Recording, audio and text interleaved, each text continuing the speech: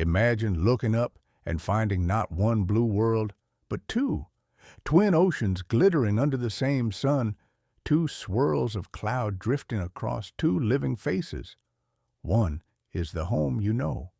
The other hangs a little farther out, a quiet echo of forests and weather and seasons, turning at the same slow pace, offering the same promise: air to breathe, water to drink, ground that holds you. The night sky is no longer a window, it's a mirror. Before we set out, a small ritual. Before we begin, we'd love to know, what time of day are you watching this video? Your check-ins feel like gentle lanterns in the dark, small signals that we're here together.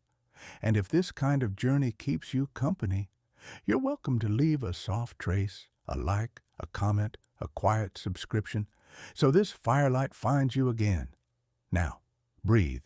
Let the mind settle into slow orbit. A second Earth-like planet inside the solar system changes everything, beginning with the sky. At dawn, she waits, pale as milk behind the sun's low glare. At dusk, she climbs, blue on blue, trailing thin silver weather across her terminator. Sailors would learn her tides. Farmers would watch her phases the way we once watched the moon.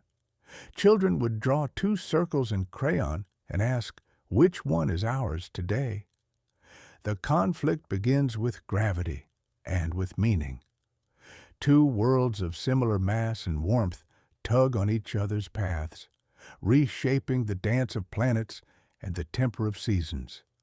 Calendars must be rewritten, eclipses multiply, long winters and gentle summers trade places as tiny pulls add up across the centuries. Priests, poets, navigators, and engineers wake beneath the same doubled sky and find their languages bending to fit it. Is she a neighbor, a sister, a rival, a destination? Every answer rearranges who we think we are. Imagine the first minds that understood her not as a wandering light, but as a place. Firelit figures tracing her motion with charred sticks on cave walls. Bronze Age astronomers cutting sightlines between stones. Scholars grinding glass into lenses and gasping at the sight of weather, continents, perhaps polar caps. The second Earth becomes a clock that thinks, a globe that moves, a question that refuses to grow quiet. Myths ripple outward. So does method. Observation becomes art. Art becomes measurement.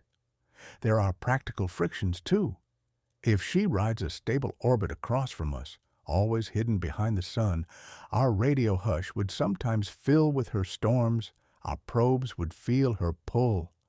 If she loops farther out, past Mars, her year stretches, her winters deepen, her clouds carry slower music. If she sits inward, between us and Venus, her days blaze hard and bright, and life, if it rises, learns to seek shadow, water, and patient stone. However the equations settle, the deeper conflict remains. In a universe where a second home is visible, how do we live with the ache to go? Close your eyes and picture a shoreline on our world. Evening, wind off the water. A parent points past the first stars to a blue moat rising above the sea. That's not a star, they say. That is a place. Somewhere an ocean is turning under weather we do not yet have names for. Somewhere dawn has a different smell. The child listens to waves that have crossed the world and tries to hear, inside their hush, a further rhythm, faint, patient, calling. The mini-climax is quiet, but unmistakable.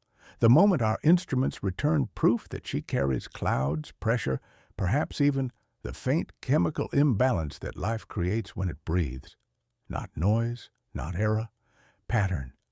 The screens glow. The room holds its breath. We once asked whether life exists among distant suns. Now the question has crossed our garden path and stopped at our door. Yet this is a documentary for rest, so we slow the pulse. We let the imagination wander without rushing it into conquest. What if contact is not a landing, but a long listening?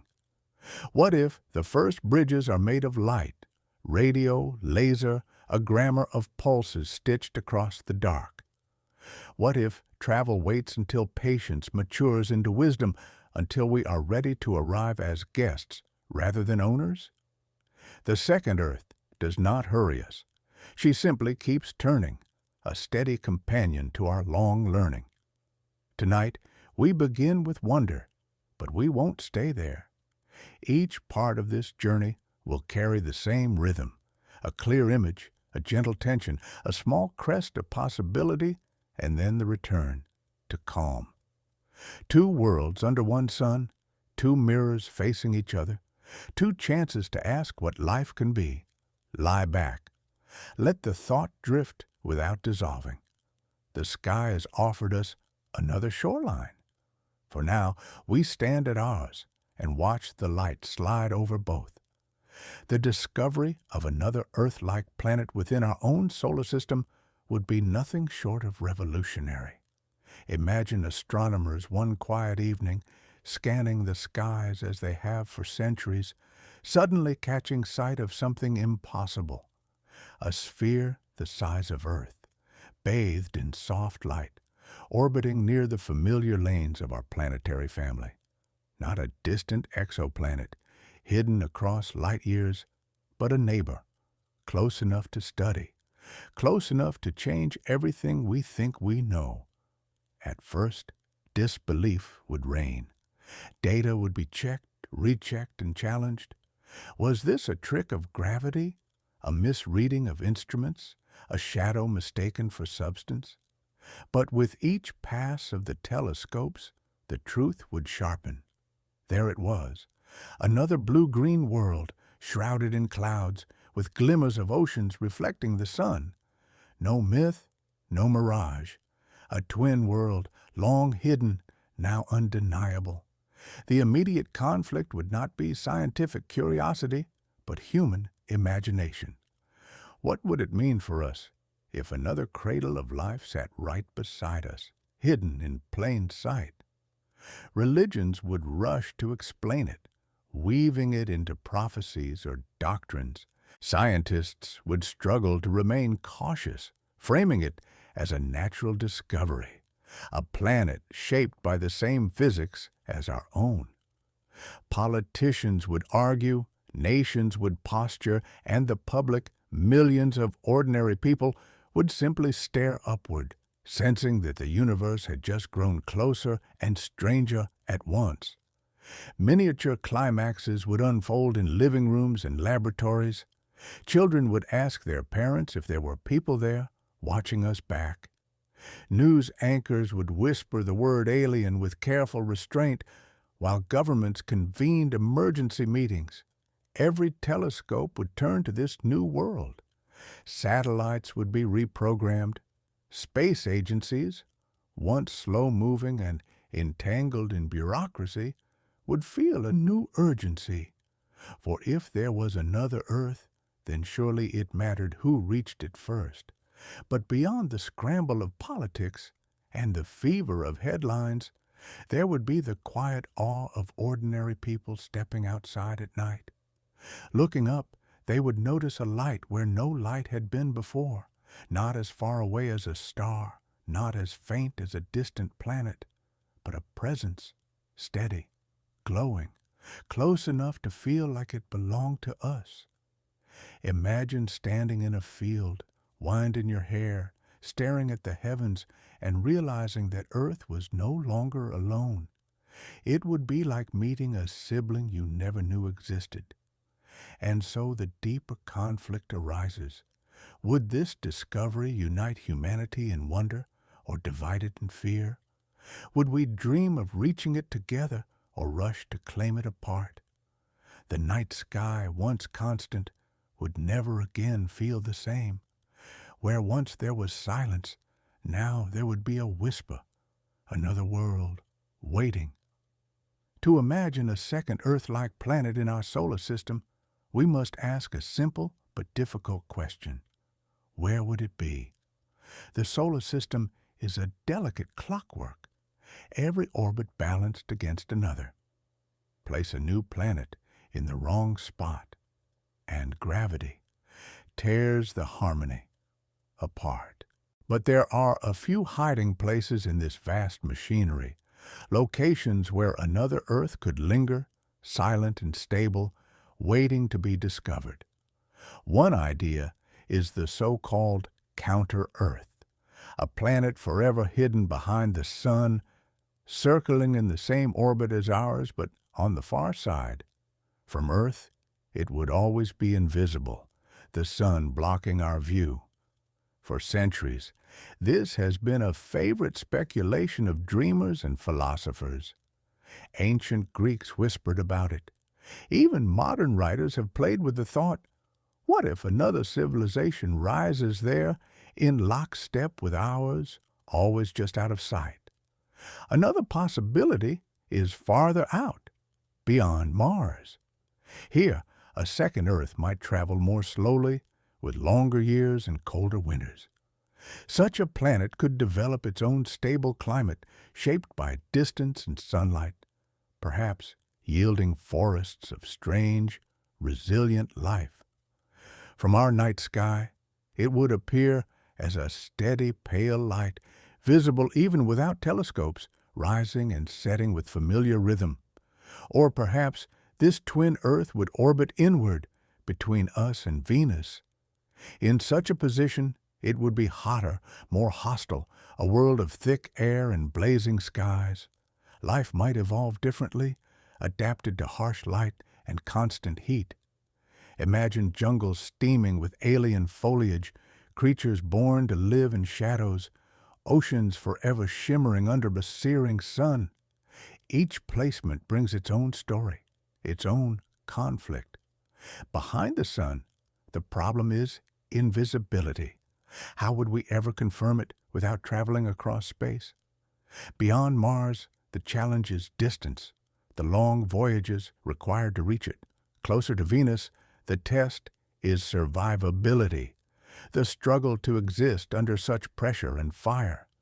The mini-climax comes in the realization that no matter where it hides, another Earth would not simply fit into our world. Its gravity would tug at the moon, distort the tides, shift the lengths of our seasons.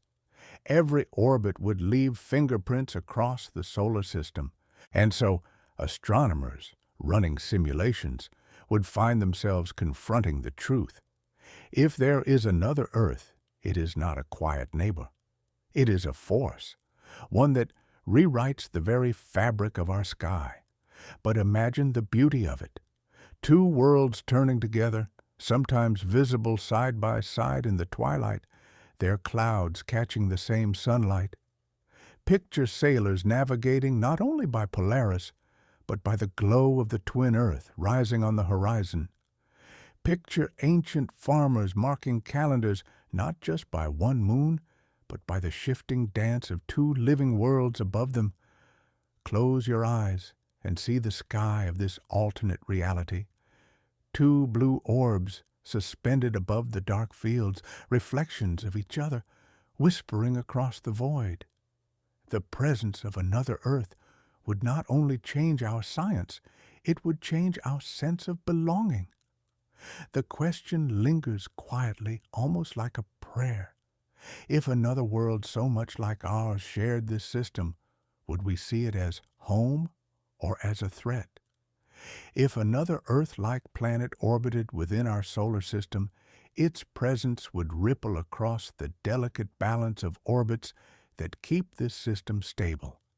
Nothing as massive as Earth could exist without leaving fingerprints on the paths of moons, on the tides of oceans, on the very rhythm of seasons. The solar system is a dance, and a second Earth would be a new partner changing every step. Begin with the moon. Our moon is not just decoration in the night sky.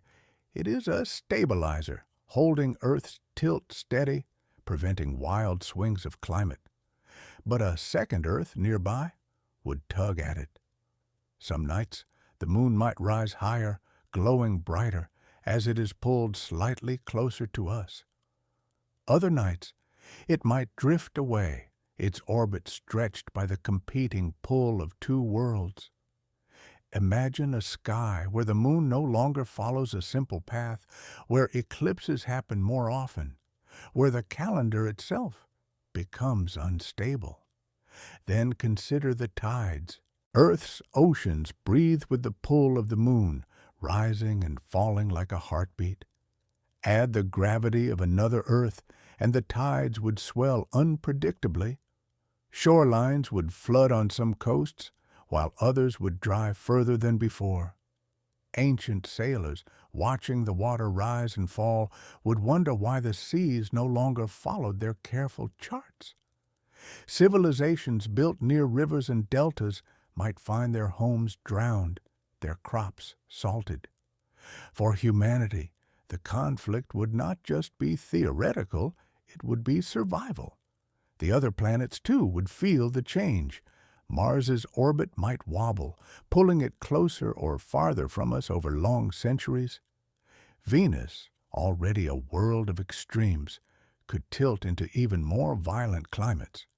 Asteroids drifting in the belt between Mars and Jupiter would shift, some thrown inward, perhaps striking Earth or its twin, sparking disasters that shape history in fire. The solar system is a fragile architecture. Introduce one more massive stone, and the walls tremble. The mini-climax comes in the realization that balance might never last. Over millions of years, two Earths pulling at each other could destabilize the system entirely, sending one planet drifting into the sun or out toward the frozen dark. Astronomers would map such futures, their equations whispering both awe and warning. Two living worlds might coexist for a time, but perhaps not forever. And yet, in the short term, the beauty would be undeniable. Picture standing on a hillside, watching the sky at dusk. Beyond the fading sun, the other Earth rises, a sphere of oceans and clouds large enough to outshine any star. Beside it, the moon glows faintly, caught between two masters. The air feels unchanged, but you know the seas below are restless, pulled by two worlds at once. Such a sight would not feel like astronomy, it would feel like myth. People would look upward and see not only another planet, but another home, another possibility. The conflict is real, but so is the wonder. The question, lingering as the stars begin to pierce the night. Could two Earths truly share one sun, or would the laws of physics make such closeness only temporary? If another Earth-like planet circled our sun, its climate would be one of the first questions we would ask. For life as we know it, the atmosphere is destiny. Too thin and water evaporates, leaving behind a frozen wasteland. Too thick, and the planet smothers in heat, a furnace like Venus. The balance is fragile, almost miraculous. Just the right mix of gases, just the right distance from the sun, just the right greenhouse effect to keep oceans liquid and skies alive. Imagine this second Earth hanging farther out, past our orbit, a little beyond Mars. The sunlight there would be weaker, the days colder. Its skies might shimmer with thicker clouds, a defense against freezing. Snow could dominate its poles, while equatorial regions sustain lush forests adapted to dimmer light. Oceans might be darker, denser with algae that thrive in cooler waters. On such a world, life would be slower, quieter, perhaps more resilient to cold than anything we know. Now shift it inward, closer to Venus. The sun would blaze hotter, and the air would grow heavy.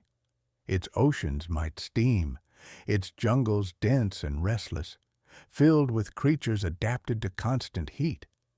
The atmosphere could be richer in carbon dioxide but balanced by plant life hungry to consume it, painting the world in endless green. Here, Storms would be constant, thunder rolling over continents like an eternal drumbeat. Life would not be comfortable, but it would be fierce, a symphony of survival. And then, the possibility most haunting. What if the second Earth's atmosphere mirrored ours almost exactly?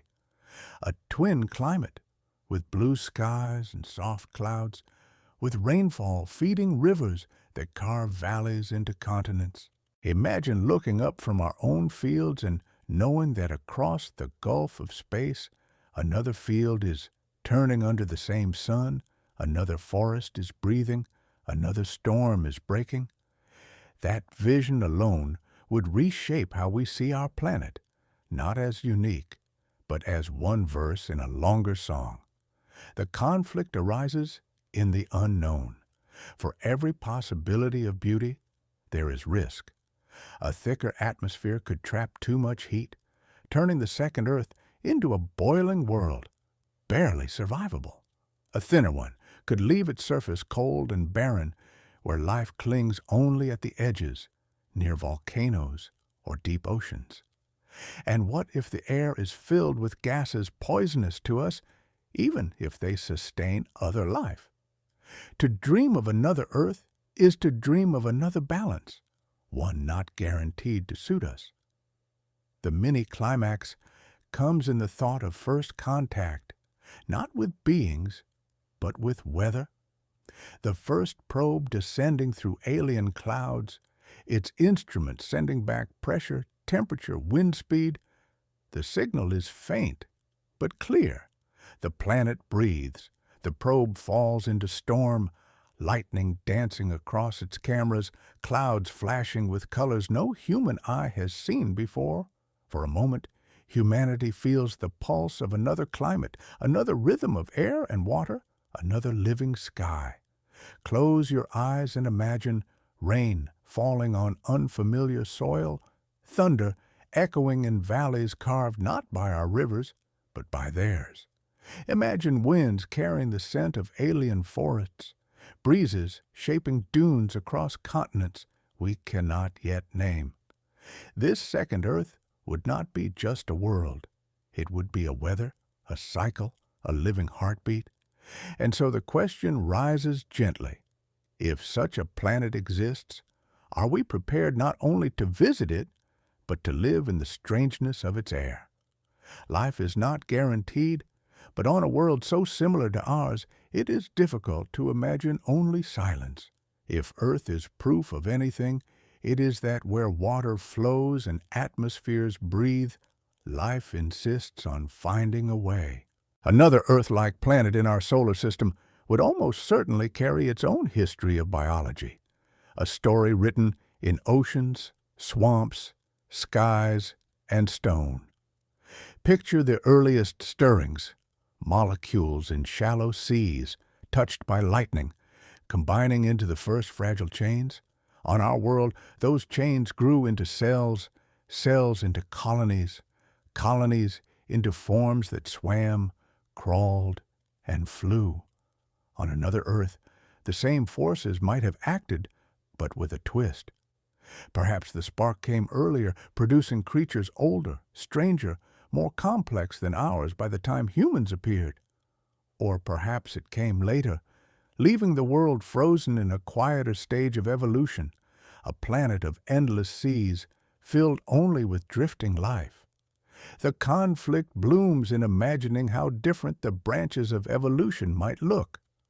On our Earth, the age of dinosaurs stretched for millions of years before mammals inherited the stage.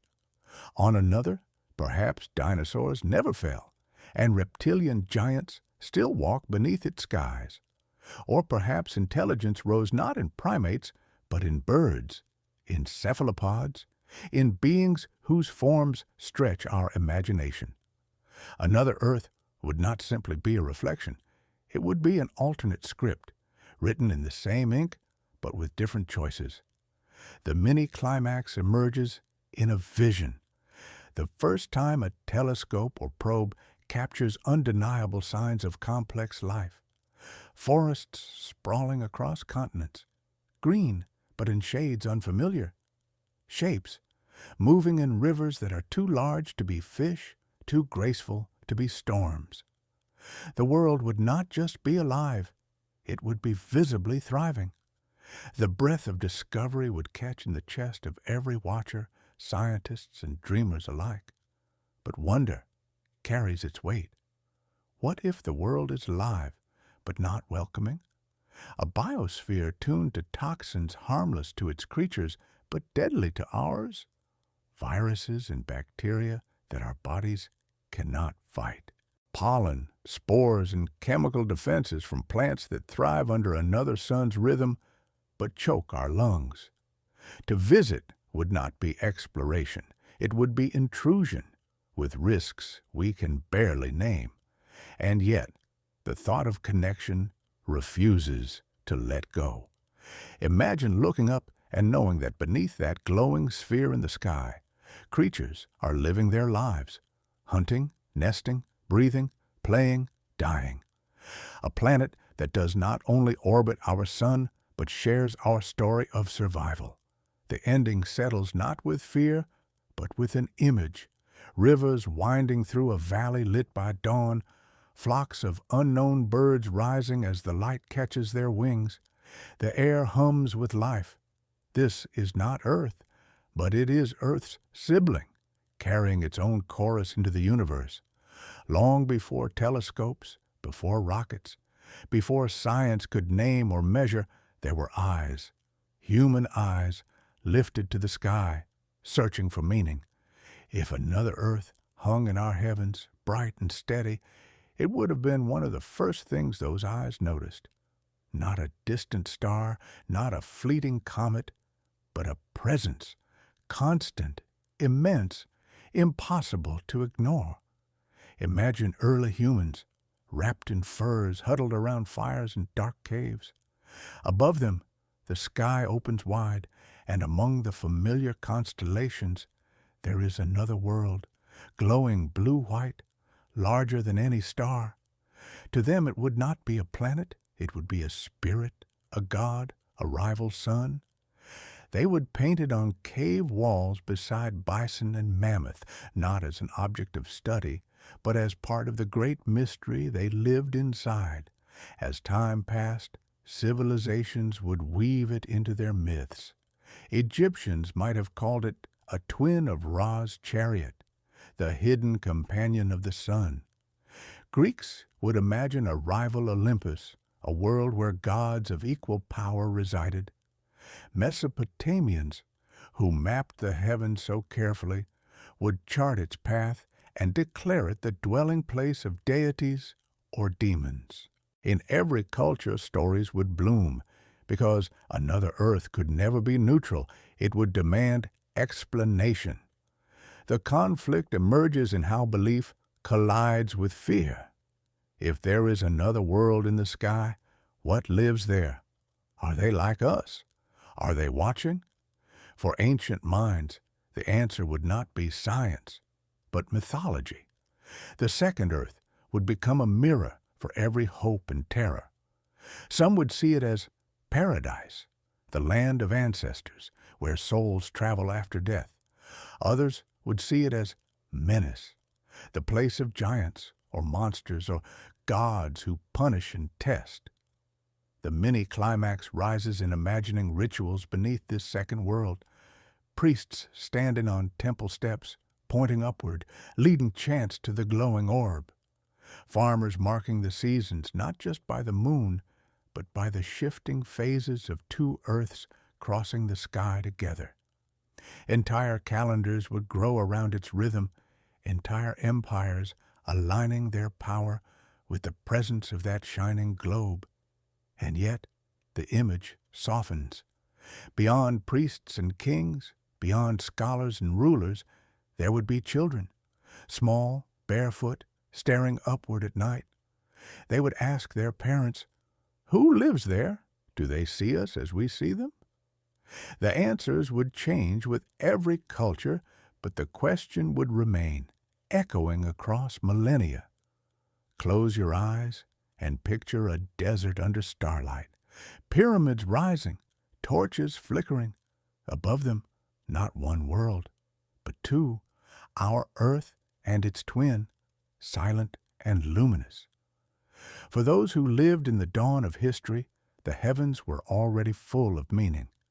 A second Earth would have doubled that meaning, deepened it, made the sky feel less like emptiness and more like a conversation. Myth is the oldest language humanity speaks, the way we turn the vastness of the sky into stories we could carry in our minds. If another Earth-like planet shone above us, mythology would not merely expand, it would transform. Every culture would seek to answer the same impossible question: what is that other world, and who lives there? In Mesopotamia, where the heavens were read like scripture, the second Earth might be imagined as the realm of the gods who judged the fates of mortals. Its steady glow would separate it from stars, marking it as a divine throne. Temples would rise aligned not just to the sun and moon, but to the second Earth, seen as a seat of eternal watchers.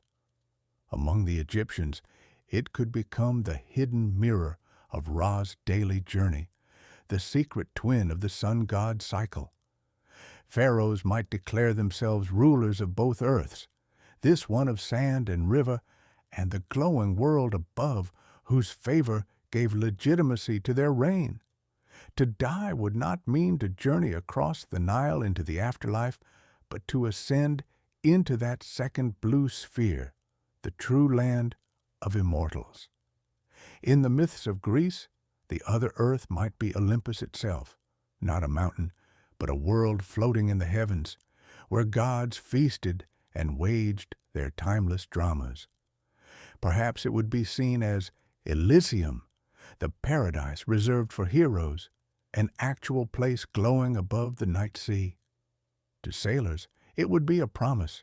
The world beyond the horizon is not only another shore, but another Earth. The conflict arises when myths clash. If one culture sees the twin Earth as heaven and another sees it as hell, what happens when they meet? Imagine wars not fought for land, but for the interpretation of the glowing orb in the sky. Priests argue, kings proclaim, and common people whisper, who is right? Who truly understands what lives up there? The mini-climax comes with the spread of religions across continents. Christianity might have spoken of the second Earth as the kingdom of heaven made visible, the home of angels shimmering in the firmament. Islam might have woven it into its vision of layered heavens, one of many worlds promised by God.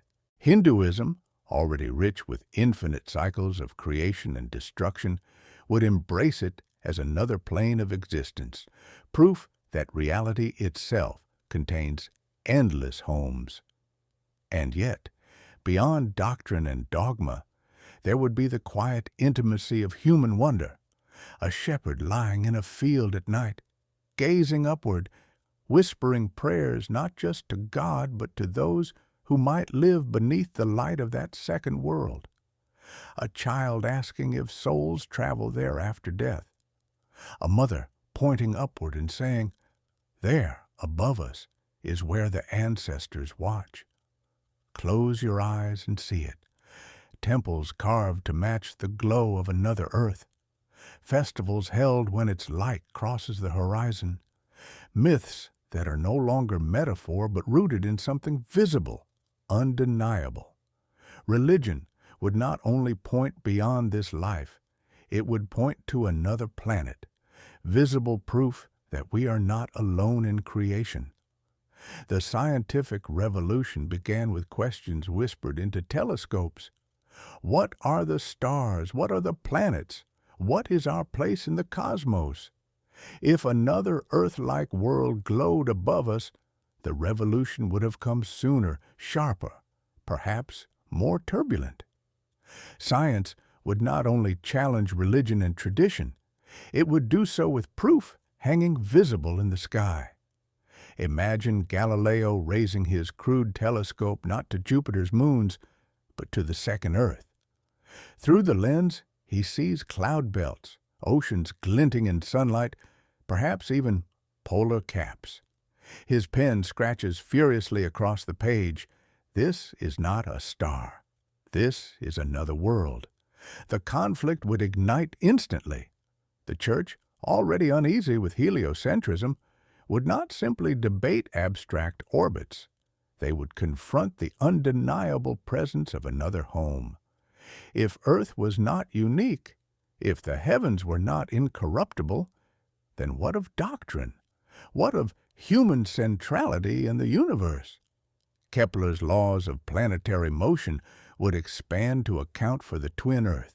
Newton's universal gravitation would not only explain falling apples, but the delicate dance between two worlds tugging at each other across space. The mathematics would become richer, the predictions more urgent. Science would not be an abstract pursuit. It would be a map to the other Earth, a set of instructions for how to someday reach it. The mini-climax arrives with the age of exploration. Picture Columbus not staring west toward an unknown ocean, but upward at the glowing orb, convinced that new continents must lie there. Imagine Magellan dreaming not of circumnavigating this Earth, but of planning, in some distant future, the first voyage to another. Explorers, merchants, kings, all would see the second Earth not just as a curiosity, but as the greatest prize imaginable. And so the arms of empire would stretch not only across seas, but across skies. Flags planted in distant lands would be accompanied by symbols painted toward the heavens. Someday, we claim that world too. Wars might erupt over who had the right to prepare the first journey even before the technology existed. The other Earth would become not just a scientific object, but a political one, a canvas for ambition and greed. Yet the image softens again when we picture ordinary people. A boy in Renaissance Florence, lying on a rooftop at night, watching the glow of two Earths. A woman in London, reading pamphlets of new science, imagining forests and rivers under alien skies. Poets, painters, musicians, all would find in the second Earth an inexhaustible source of metaphor and dream. It would not only shape mathematics and philosophy, it would shape art, beauty, longing. Close your eyes and imagine the Enlightenment lit not only by reason, but by reflection. Another Earth shimmering in every night sky, reminding us that knowledge is not finished, that discovery is not complete, that the universe is wider and stranger than our imagination can hold. By the time humanity entered the 19th century, the world was already transforming. Steam engines roared, railways spread like veins across continents, and factories burned coal to feed growing cities. But imagine this same century under the gaze of another Earth in the sky, a world not distant, not theoretical, but visible every evening, calling with silent urgency. The age of industry would not only be about machines, it would be about preparation for a journey across the void. Astronomers of the Victorian era, armed with ever larger telescopes, would sketch the surface of the second Earth with painstaking care. Maps would be drawn, crisscrossed with imagined continents, labeled with speculative names. Popular newspapers would print them alongside articles of progress. The other Earth, our future home? For ordinary readers, it would become as familiar as the moon, a second geography suspended above them, waiting. The conflict sharpens here, nations racing not only to dominate colonies across seas, but to lay symbolic claim to the twin planet. Britain, with its empire, might declare it a rightful extension of its dominion. France, steeped in Enlightenment pride, might call it a sister republic. In the United States, frontier rhetoric would stretch upward. If the destiny of a people is to expand westward across a continent, why not outward toward another Earth? Every political ambition, every national rivalry would find a new canvas in the glowing orb. The mini-climax would come in the laboratories of the age. As telegraphs clicked and factories roared, scientists would experiment with the first rockets, not as weapons, but as prototypes for interplanetary travel. By the late 1800s, pulp novels and newspapers would fire imaginations with stories of voyages to the second Earth. Jules Verne, H.G. Wells, voices like theirs would not be science fiction, but speculative prophecy, their readers convinced that what was imagined could soon be attempted. And yet, there would also be quiet awe. Imagine a child on the crowded streets of London looking up through soot and smoke, seeing not only the moon, but another world glowing faintly through the haze. A coal miner in Pennsylvania, stepping out of the shafts at night, pausing before heading home, staring upward at a place untouched by smog.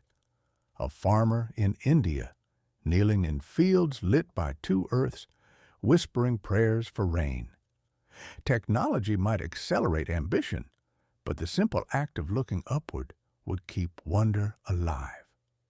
By the dawn of the 20th century, the idea of reaching the second Earth would not be a dream reserved for philosophers or poets. It would be a project of engineers and statesmen. The air would buzz with talk of dirigibles, of new engines, of machines that could cross skies not only above continents, but between worlds. Newspapers would predict the century of interplanetary travel, sketching visions of colonies under alien skies before the Wright brothers had even taken flight. Close your eyes and imagine the great industrial cities of the 19th century, lit by gas lamps, filled with smoke, their streets loud with iron and steam. Above them glows another Earth, serene, untouchable, yet pulling every ambition skyward. The age of industry would not only build bridges across rivers and rails across continents, it would build the first scaffolding of dreams toward another home. The 20th century was an age of upheaval, shaped by 2 world wars, revolutions, and technological leaps that transformed life at every level. But if a second Earth had been visible in the sky, glowing like a promise and a challenge, it would have cast its shadow over every decision. Nations would not only fight for land and power on this planet, they would fight with the future of another one in mind. Imagine World War I under that double sky.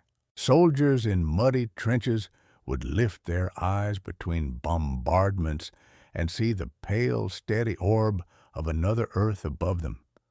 Some would curse it, wondering if wars raged there too. Others would cling to it as hope, a reminder that life could exist without the madness of their moment. Propaganda posters would show it as the world worth fighting for, suggesting that sacrifice here would one day open the way to paradise above. The conflict grows sharper with World War II. As rockets like the V-2 terrorize cities, their creators would already be thinking beyond war. Wernher von Braun, and those like him, would not dream only of missiles that crossed countries, but of ships that could cross to another Earth. The arms race of the mid-century would become an interplanetary race. Victory would not be measured solely in territory or ideology, but in who would someday plant their flag in the soil of the sister world. The mini-climax explodes with the space race. In our history, the moon was the prize. a symbol of dominance between superpowers. But if another Earth shimmered in the sky, the stakes would have been infinitely higher. Sputnik would not just mark the first artificial satellite. It would be the first small step toward another world. Gagarin's orbit would be celebrated not only as a human achievement, but as a rehearsal for journeys farther. Apollo would not target the barren plains of the moon alone. Its engineers would design with the glowing twin always in sight, a constant reminder of the real destination. Yet even amidst rivalry, there would be wonder. Imagine the broadcast of the first close-up photographs of the second Earth, beamed back by probes in the 1960s. Grainy images showing continents under cloud, oceans glittering in alien sunlight. For the first time, humanity would not only dream of another world, they would see it.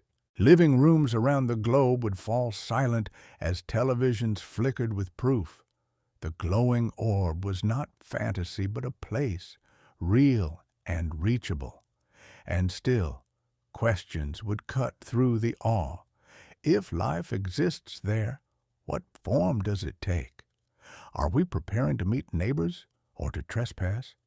Is this another beginning or the seed of another conflict? Cold War paranoia would cast its shadow over even this discovery.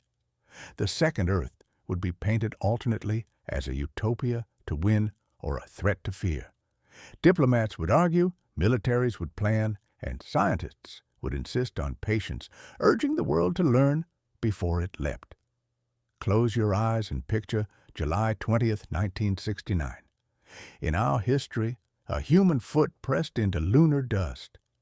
In this alternate history, the world might have paused not just in triumph, but in anticipation.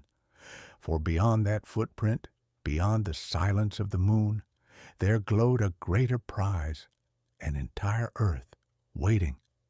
By the late 20th century, humanity stood not only at the edge of technology, but at the edge of meaning. Wars had scarred the globe, science had unraveled atoms, and industry had reshaped landscapes beyond recognition. Yet above it all, constant, silent, undeniable, there would hang another Earth. Its glow would not only inspire exploration, it would force us to ask who we are. Philosophy has always wrestled with the question of uniqueness.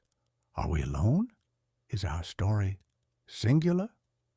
If another Earth-like planet gleamed in our sky, the answer would no longer rest in speculation. It would be visible, luminous proof that Earth is not the only cradle of possibility. The conflict would not be about distance. It would be about identity. Imagine the classrooms of the 1970s. A teacher pulls down a map of the solar system, and there, alongside Earth, a second blue sphere is drawn, labeled simply Earth 2. Children gaze at it and grow up knowing that their home is not the only one. Their sense of humanity's place is not centered, it is shared. The idea of exceptionalism weakens. The idea of coexistence grows stronger. But for some, this thought would be unsettling. If Earth is not unique, perhaps humanity is not special. Perhaps we are not chosen, but ordinary. The mini-climax emerges in the cultural revolutions of the century. Poets write of love across worlds. Musicians compose symphonies inspired by the twin sky. Artists paint visions of two Earths rising over the horizon. Meanwhile, philosophers argue, does this second Earth diminish us or enlarge us? Does it prove that life is common, or does it double the miracle? Religions, too, would be reshaped once more. Some would embrace the second Earth as evidence of divine abundance, proof that creation is vast and generous. Others would resist, fearing that another world with its own story undermined sacred texts centered on this one. Theologies, fracture, adapt, reform. Faith and reason, often at odds, would find themselves converging on the same glowing truth in the sky. And then there would be the quieter, more personal reflections. A farmer in Kansas looks up from his fields and sees another Earth rising. A child in Tokyo watches it climb above skyscrapers and wonders if children there watch us back. A poet in Lagos compares the two planets to siblings, forever circling the same parent sun. Philosophy, in its grand halls and in its quiet corners, would grapple not just with knowledge but with wonder, the kind that seeps into everyday life. Close your eyes and imagine two Earths suspended above a dark ocean. Sailors stand at the rail of their ships, staring upward, whispering prayers or promises. To them, the sky is not only infinite, it is inhabited. The reflection of another home shines above them, asking silently, if there is another world, what does it make of us? Culture is a mirror reflecting what we see in the world and what we dream beyond it. If another Earth glowed above us, steady and undeniable, every canvas, every song, every stage would echo its presence. By the late 20th century, when humanity was already questioning tradition and breaking boundaries, the twin Earth would become the ultimate symbol, a muse suspended in the heavens. Picture cinema in the 1980s. Directors would not only film stories of distant galaxies, but of the world in the sky, visible every night. Posters would show silhouettes of children on bicycles, not against the moon, but against the glowing curve of the second Earth. Science fiction would no longer feel distant or fantastical. It would feel immediate, rooted in something everyone could see. To watch a movie about another world would not be escapism, but reflection. Music, too, would change. Ballads of love separated by oceans would evolve into songs of lovers divided by planets.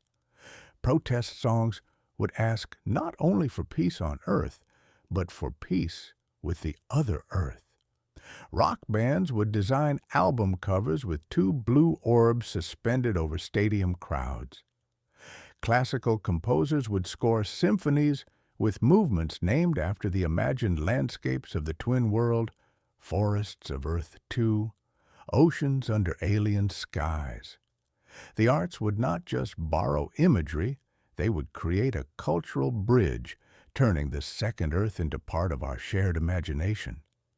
The conflict emerges in the way art blurs with politics. Propaganda posters in the Cold War would show the twin Earth as a prize to be claimed by one ideology or another.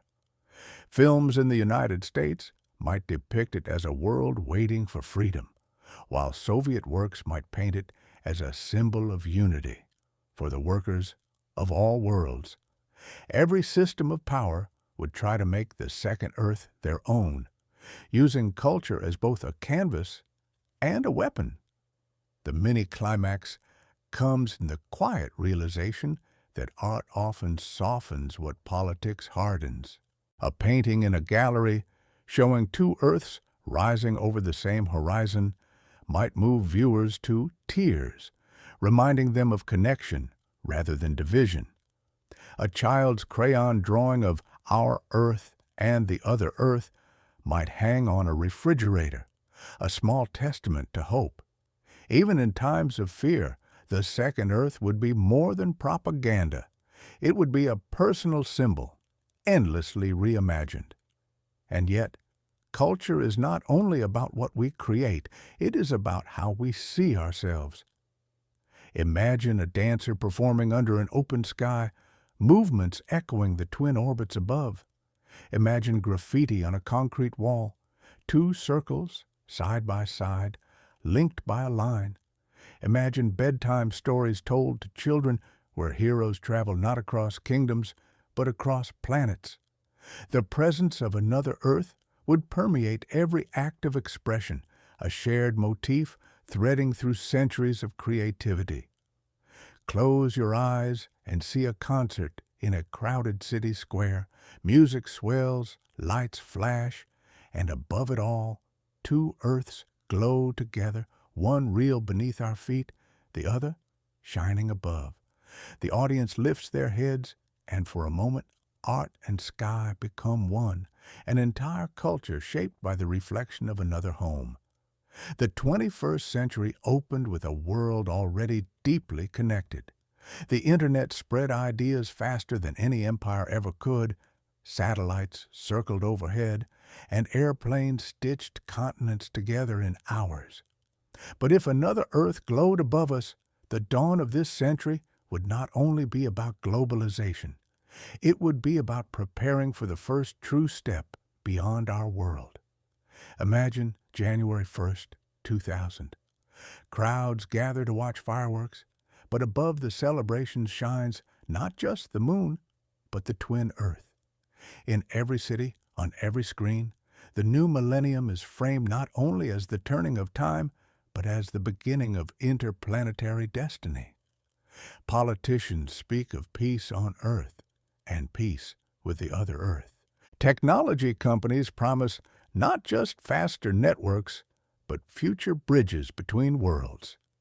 The internet, barely mature, becomes filled with forums speculating about life under alien skies.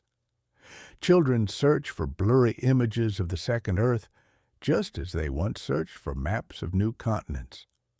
The conflict sharpens with geopolitics. If the 20th century's great race was nuclear power, the 21st would be interplanetary access. Which nation, which alliance would build the first ships? Who would lead and who would follow? Treaties might be signed to prevent militarization of the twin Earth, but whispers of secret programs would spread.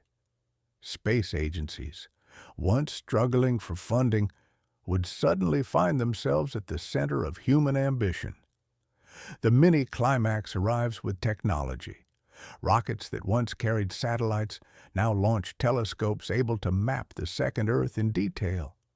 Images fill the news: swirling oceans, glimmering polar caps, clouds towering higher than anything on our skies. The pictures are crisp, undeniable, unforgettable. A generation grows up not only dreaming of space, but knowing that the destination is visible every evening. Colleges expand programs in astrobiology, planetary science, aerospace engineering. Suddenly, careers are not only about Earth, they are about Earth's sibling. And yet, amidst the acceleration, there is hesitation. The internet fills with debates. Should we even go? Do we risk contaminating another biosphere? Do we risk importing something back? Philosophers argue about ethics, environmentalists warn of repeating our mistakes, and theologians ask whether another Earth is sacred in ways we cannot comprehend. The 21st century is not only about opportunity, it is about caution, fear, and humility. Still, the allure cannot be contained.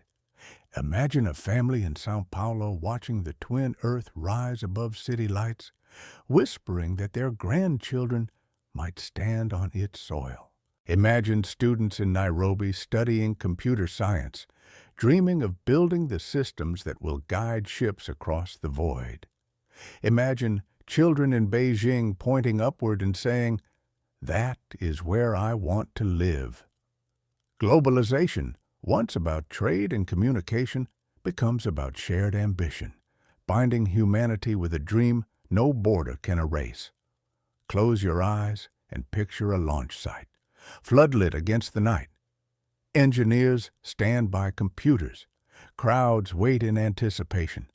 Above them glows the other Earth, larger than the moon, serene and ancient. For the first time, humanity feels not just global, but interplanetary. The century opens not with the question if we will go, but when.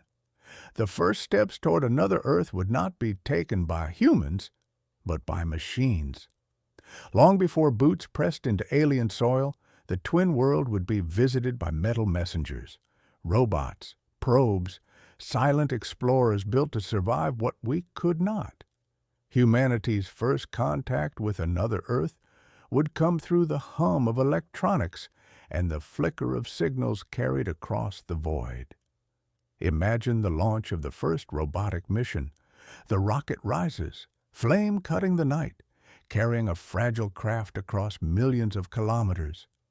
Crowds gather in cities to watch not only the launch itself, but the glowing orb in the sky, the destination already visible.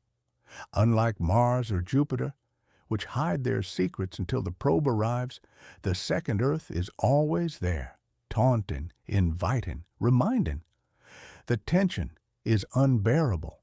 Every second of silence between signal and confirmation feels like eternity. The conflict begins as data streams back. Instruments measure the atmosphere, pressure, density, chemical mix. Is it breathable? Is it toxic? Cameras flicker to life, sending the first glimpses of its surface. Oceans swirl beneath storm clouds, continents stretch with jagged coastlines, mountains rise higher than Everest, rivers glint like silver threads. Humanity stares, breathless, as the images sharpen. The other Earth is not fantasy. It is real, tangible, and astonishingly alive. Then comes the mini-climax. Signs of biology. A probe sweeps low over a forest canopy, capturing patterns that cannot be explained by geology alone. Vegetation. Life in shades of green, but also colors our world does not carry. Reds, purples, shimmering blues that thrive under a slightly different sun. Microscopic analysis confirms organic compounds drifting in the air, hints of photosynthesis, proof that this is not just a world, but an ecosystem. The moment is historic. For the first time, humanity knows with certainty we are not the only living Earth. But triumph is quickly shadowed by unease. What if our probes carry contamination? What if microscopic organisms from Earth cling to their hulls, seeding this twin world with our biology before we even set foot there? Space agencies scramble to enforce sterilization, but doubt lingers. Scientists argue passionately. Do we risk damaging a pristine biosphere simply by observing it? The mission is a success, but it ignites a moral firestorm. Meanwhile, ordinary people react with awe and longing. In classrooms, children draw the alien forests they saw on television. Farmers compare their fields to the lush plains captured by the probe's cameras. Artists paint skies where two moons rise or seas under colors no human has seen before. The discovery spreads like fire, not only in labs and universities, but in living rooms, in poems, in lullabies sung at night. Close your eyes and imagine the probe drifting into orbit, the twin Earth filling its cameras. From that vantage point, our own planet is visible too. Two blue spheres shining across the void, reflections of each other. Humanity, for the first time, is caught between worlds. The first robotic steps mark not an ending, but a beginning, a reminder that we have entered not only a new century, but a new chapter of existence. The success of the first robotic missions would ignite a fever unlike any before. Humanity had looked through telescopes and dreamed. Now, for the first time, we had touched the other Earth with machines, sent eyes and hands across the void. But the next step was inevitable. To truly know the twin world, we would have to send ourselves. And with that dream came both ambition and dread. Governments would hold meetings behind closed doors. Space agencies, flush with funding, would release ambitious plans. Multi-stage rockets larger than anything built before, nuclear-powered engines, vast ships designed not just for days or weeks in space, but for journeys lasting months. Scientists would argue over trajectories, fuel requirements, shielding against cosmic radiation. Engineers would work around the clock, sketching habitats that could survive re-entry into an atmosphere similar, but not identical, to Earth's. The conflict would not only be technical, it would be human. Who would go first? Which nation would claim the honor and the risk? Would the crew be a coalition of humanity or the vanguard of one flag? Politicians would argue furiously, each sensing the immense symbolic power of being the first people of two Earths. Behind the speeches, though, there would be fear. The risks were staggering. What if the mission failed? What if the crew never returned? What if, worse still, they returned carrying something we could not control? The mini-climax unfolds with the announcement of the first crew. Television screens across the world broadcast the faces of astronauts, men and women who will leave not only their country, but their planet. Streets fill with cheers, parades march, newspapers call them pioneers of a new era. For weeks, the names of the crew are spoken with reverence, as if they already belong to history. In classrooms, children write essays. When I grow up, I want to go to the other Earth. And yet, not everyone celebrates. Protests fill cities. Environmental groups warn of contamination, claiming that setting foot on the twin Earth could destroy its fragile ecosystems. Religious leaders caution against playing gods, stepping into a creation that may not belong to us. Families of astronauts whisper fears into sleepless nights. The world is divided, hope and dread intertwined like threads in the same tapestry. Still, the preparations continue. Vast launch sites hum with activity, towering rockets gleaming in the sun. Scientists run endless simulations. Doctors monitor the astronauts, training their bodies for the journey. Engineers test landing modules in deserts and oceans, imagining them touching down in alien landscapes.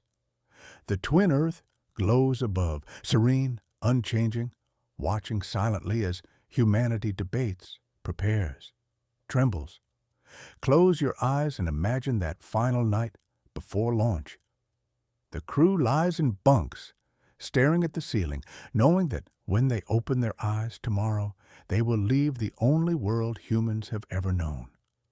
Outside, crowds gather in the dark, faces turned upward, not to the moon, not to stars, but to a glowing orb that has always been there, waiting. Humanity is no longer asking if. The question has become when. The day of launch would not be ordinary, it would be the hinge of history. Humanity had watched rockets rise before, had seen astronauts circle Earth and step onto the moon. But this time, the sky itself felt different. Every camera on Earth, every eye, every heart would be fixed not just on the launch pad, but on the glowing orb above, the destination waiting. Crowds would gather in the thousands near the launch site, filling fields and highways. Screens in cities across the world would broadcast the countdown. In homes, families would lean close to televisions, radios, or phones. The astronauts, suited and steady, would walk across the gantry under blinding lights, the symbol of every hope and every fear stitched into their mission patch. The engines ignite. Flame roars against steel. The ground trembles. The rocket lifts, slow at first, then faster, a spear of fire piercing the sky. Cheers rise from the crowd, but they are fragile, tremulous, half celebration, half prayer. For in this moment, humanity is no longer bound to Earth alone. We are leaving not just for orbit, not for the moon, but for another world that shines above us. The conflict begins immediately. Every system must function perfectly. Navigation, communication, life support. Engineers in control rooms stare at screens, fingers clenched, whispering numbers. Politicians and generals watch, their ambitions wrapped in the success of this fragile craft. Families of the crew sit silently, caught between pride and terror.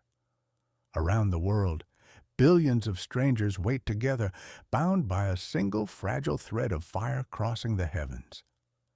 The mini-climax arrives when Earth recedes into the black. Cameras on board show our planet as a shrinking marble of blue and white, familiar and yet suddenly small. For the first time, humans look out not only toward stars, but toward another Earth, larger now, brighter, looming across space.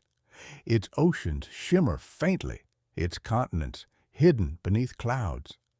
The astronauts float in their cabin, eyes wide, voices cracking. We see it. The words ripple across the globe, replayed endlessly, proof that this is no longer a dream. But the journey is long. Days blur into weeks, weeks into months.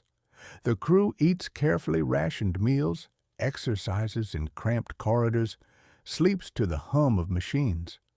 Outside, silence stretches forever. In that silence, they watch the twin Earth grow in the window. Once a point of light, now a globe filling the frame, alive, turning.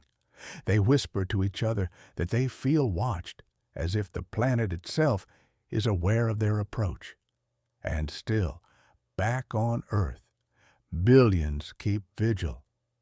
Children mark calendars with the progress of the mission.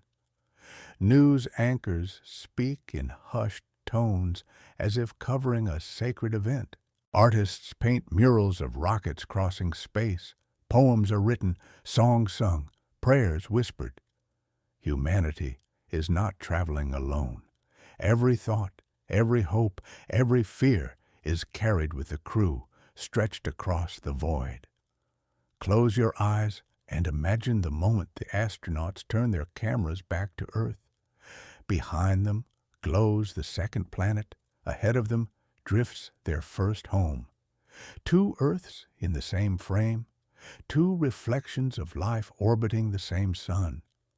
For the first time, we are caught between worlds, not as dreamers, but as travelers. The descent begins with silence broken only by the hiss of systems adjusting, the crackle of voices over headsets, and the pounding of human hearts. The astronauts strap themselves into their seats, their eyes fixed on the monitors. Outside the windows, the second Earth looms enormous, a vast swirl of oceans and clouds growing larger by the second. For years, humanity dreamed of this moment, but dreams are soft. Reality is fire and gravity. The spacecraft tilts, heat shields facing forward. Friction with the alien atmosphere ignites the hull in a storm of plasma.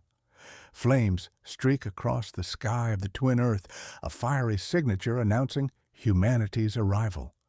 Controllers back on Earth hold their breath as communication cuts out. The familiar blackout of re-entry. The world waits in unbearable silence, millions watching screens that show only static. Seconds stretched like centuries. Then the signal returns. Cheers erupt across mission control, across cities, across homes. The capsule has survived the descent. Below, the crew catches glimpses of the surface. Rolling plains tinted with strange colors, rivers twisting like silver veins, forests shimmering with hues no earthly tree has ever worn. The land is alive, untouched by human hands, waiting. The conflict is immediate. Where to land? Automated systems search for stable ground, avoiding storms, mountains, and oceans. At last, a clearing appears. Flat terrain near a broad river bordered by alien forests. The engines fire. The descent slows. Dust and vapor rise in spirals as the landing gear touches soil. The jolt shakes the cabin, then stillness. Humanity has landed on another Earth. The mini-climax is a single sound, the hiss of air as the hatch opens.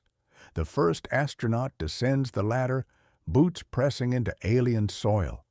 The camera transmits the image live, a human silhouetted against a foreign sky, taking the first step onto another Earth. Around the globe, billions gasp. Tears flow in living rooms, in classrooms, in crowded city squares where people stand shoulder to shoulder watching giant screens. For a moment, the world is united by awe. The astronaut kneels, scoops a handful of soil, lets it pour slowly through gloved fingers. The ground is firm, they say. The words are simple, but history bends beneath them. A second Earth, once myth, once speculation, is now touched by human hands. And yet, tension lingers. The air outside is breathable, but different, slightly heavier, richer with gases. The crew debates whether to remove helmets. Instruments confirm safety, but fear whispers caution. Finally, one removes their helmet, inhales deeply, and smiles. It smells like rain. The phrase echoes back across Earth, repeated endlessly. It smells like rain. Proof that life can exist here, not only life as it evolved, but human life. Exploration begins cautiously. The astronauts plant flags, set up instruments, photograph landscapes. Strange plants sway in breezes, their colors vivid, their shapes unfamiliar. Birds, or creatures like birds, flash through the canopy, their cries haunting, melodic. At night, constellations shift into patterns almost but not quite familiar, and above, in the alien sky, our Earth shines back at them, small but bright, like a reminder. You are not lost. You are not alone. Close your eyes and imagine standing in that clearing, soil firm beneath your boots, air cool in your lungs. Before you stretches a river running toward horizons untouched, forests whispering in alien tongues, and above you glows the pale circle of home. For the first time in history, humanity lives on two Earths. The first days on the second Earth would be a mixture of routine science and profound revelation. The astronauts wake in their small habitat module, their bodies still adjusting to new rhythms, the faintly heavier air, the slightly different pull of gravity, the sound of an alien wind brushing against their shelter. Every morning begins the same way. Equipment checks, food rations, medical scans. But beyond the metal walls waits an entire world untouched, waiting to be seen. They begin with the soil. Samples are taken, packed, and tested. The results return quickly, rich in minerals, dense with organic compounds, fertile enough to support crops. One astronaut runs their hands through the dirt and says softly, "It could grow wheat." The words seem ordinary, yet they carry a promise. This is not just a place we can visit. It is a place we might someday live. Water is next. The river nearby glitters under the twin Earth sun, a broad, winding ribbon that flows through forests alive with color. Instruments dip into it, measuring salinity, pH, and microbial content. The results flash green, drinkable, alive. They boil samples for safety, then lift metal flasks to their lips. The taste is different, faintly metallic, but clean. Around the world, billions watch live broadcasts of the first sip, a simple gesture transformed into a ritual. Humanity drinks from another Earth. The conflict arises with life. Plants, tall and spindly, grow in patterns unfamiliar. Their leaves shimmer with iridescent pigments, shifting color in the light. Some open and close as if breathing. Others release faint vapors that drift like mist. The crew approaches cautiously, wary of toxins, their instruments scanning. One discovers pollen clinging to their suit, a reminder that here biology is everywhere, subtle and insistent. And then the moment that defines the mission: movement in the trees. Cameras turn, hands tighten on tools. Shadows slip between branches, shapes too large to be birds, too graceful to be mere wind. A flash of wings, or perhaps membranes, crosses the sky above. For the first time, the astronauts realize they are not alone in these forests, not in theory, not in distant speculation, but in lived reality. Something shares this world with them. The mini-climax arrives in stillness. At dusk, as the team returns to their habitat, one astronaut lingers by the river. Across the water, in the fading light, two figures appear, small, quadrupedal, covered in scales or fur. They lower their heads to drink, unaware or unconcerned about the humans watching. For long minutes, no one moves. Cameras record, hearts race.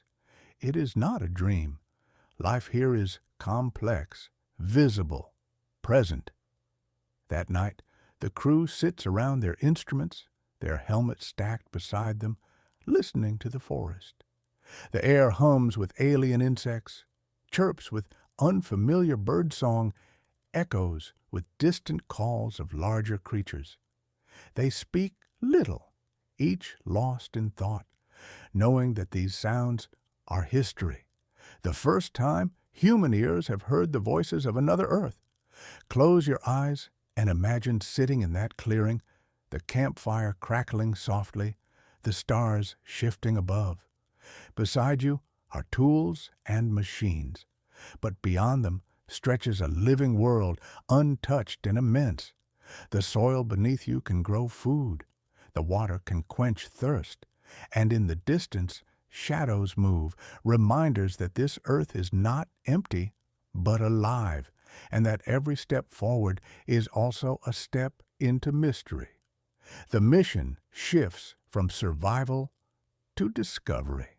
Having proven that soil and water can sustain life, the astronauts now turn their attention to the ecosystems around them.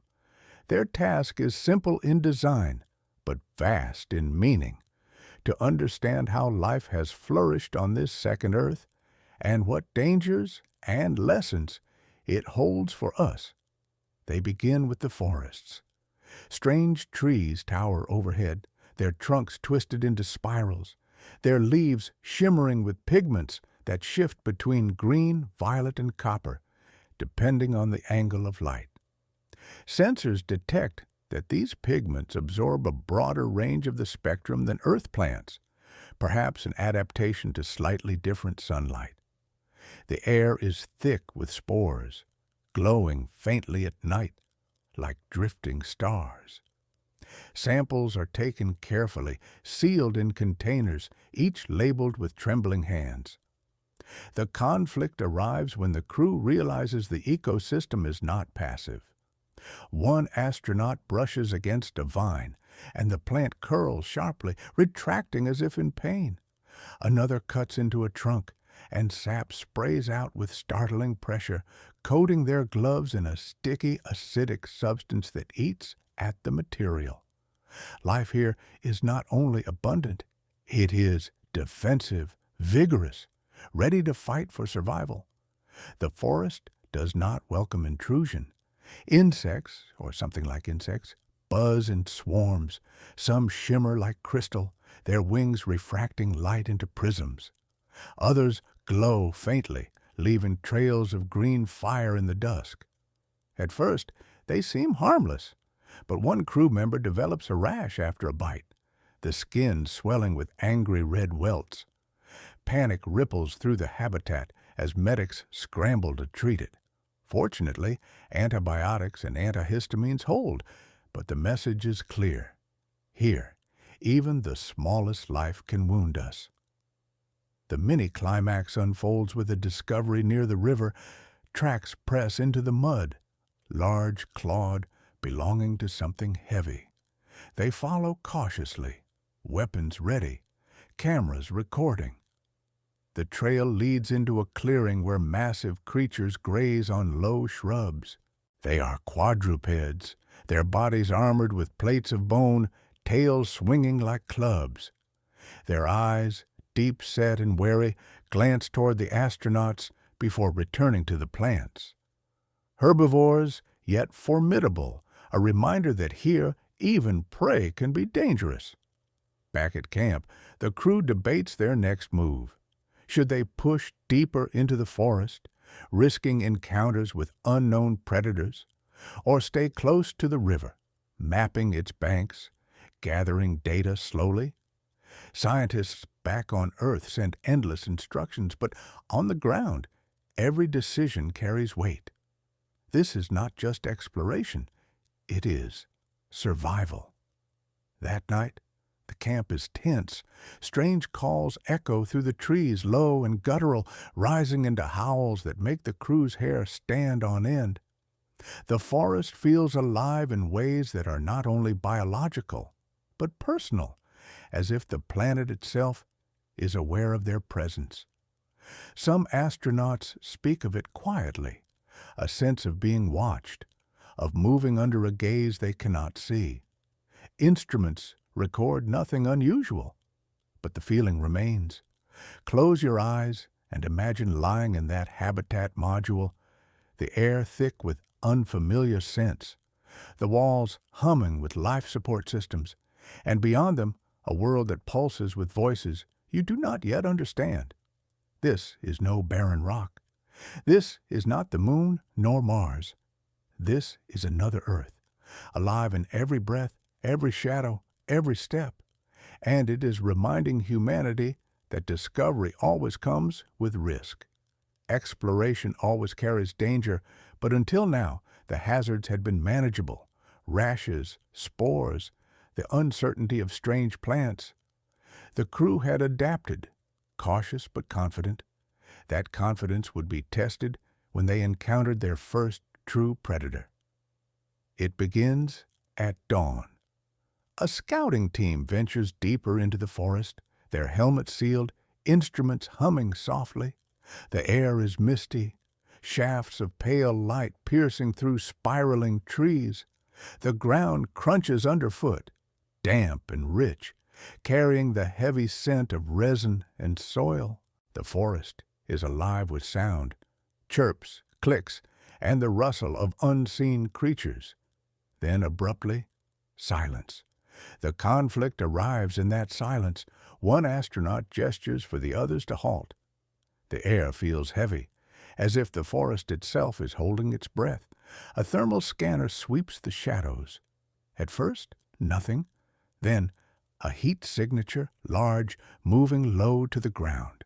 Another follows, and another. Shapes encircle them, hidden among the foliage. The first glimpse comes in a blur of motion. A creature darts across the path, quadrupedal, lean, its body covered in sleek, mottled hide. Its eyes flash with an inner glow, reflecting light in eerie patterns. Its mouth, lined with long, serrated teeth, opens in a guttural hiss. It is no herbivore. It is a hunter. The team retreats slowly, weapons raised, non-lethal shock rifles designed for defense, not killing. But the creatures are fast, coordinated. They move like a pack, circling, testing, their movements disturbingly intelligent. One lunges, claws slicing across an astronaut suit, tearing fabric but missing flesh. Panic surges. The air fills with shouts, the crackle of discharged rifles, and the shriek of alien predators. The mini-climax comes when one astronaut stumbles, falling to the ground as a creature pounces. In that instant, survival instinct overrides protocol. Another team member fires directly, a concentrated burst that knocks the predator back, convulsing before it retreats into the trees. The rest scatter, vanishing into the shadows with chilling speed. Silence returns, but it is no longer peaceful. It is heavy, electric. vibrating with the knowledge that the forest has teeth. Back at camp, the wounded astronaut is treated. The suit is shredded, but the skin beneath only scratched. Still, the implications weigh on every mind. This is not a passive world. It is not waiting to be studied like a book on a shelf. It resists, adapts, fights. The predators had intelligence in their movements, coordination in their hunt. Were they simply animals or something more? The crew debates through the night. Do they fortify their camp, risking the hostility of the ecosystem by digging in? Or do they retreat, pulling back toward their landing site, limiting exposure? Scientists on Earth plead for continued exploration, hungry for data. But the astronauts, who heard the guttural cries in the forest, who felt the weight of glowing eyes, know that science must now walk hand in hand with survival. Close your eyes and picture the camp at night. Floodlights cast pale circles against the dark, their beams swallowed by mist. Beyond them, the forest waits, vast and alive, holding secrets and dangers we can only guess. Humanity has stepped onto another Earth, but in doing so, we have entered not a laboratory, but a wilderness, and in wilderness, nothing is guaranteed. On Earth, the mission had always been framed as triumph. News anchors spoke of a new frontier, politicians called it the greatest leap since fire, and classrooms turned the astronauts into living legends. But when the transmission of the Predator attack reached Earth, the story changed. For the first time, humanity saw the twin Earth not as a paradise waiting for us, but as a wilderness where survival was uncertain. The footage played endlessly, blurred images of the forest, the sudden flash of eyes in the mist, the guttural hiss, the chaos of shouts and rifle fire. Freeze frames of the creature's teeth and claws filled newspapers and screens. Experts debated endlessly. Was it an apex predator? How intelligent was it? Could humans ever safely share its world? Overnight, the second Earth was no longer simply a sister planet. It was a dangerous Earth. The conflict spread across societies. Some celebrated the discovery, declaring that danger was proof of life, proof of authenticity. Of course there are predators, one scientist argued on television. That's what makes it a real ecosystem. Others recoiled in fear. Religious leaders called it a cursed world, warning that humanity had trespassed where it did not belong. Protesters marched with signs reading, "No colonies on a living world." Online forums exploded with arguments, some calling for retreat, others demanding more exploration, still others fantasizing about conquest. The mini-climax came when governments weighed in. Some leaders announced plans for accelerated research, pouring billions into defense technologies for future missions. Military analysts openly speculated about weapons that could secure human safety on alien soil. But environmentalists and ethicists pushed back with equal passion. They argued that humanity was repeating the sins of colonization, preparing to devastate a world before even understanding it. The debate became global, fierce, and deeply personal. And yet, ordinary people could not look away. Children, once drawing forests and rivers of the second Earth, now added sharp-toothed creatures to their sketches.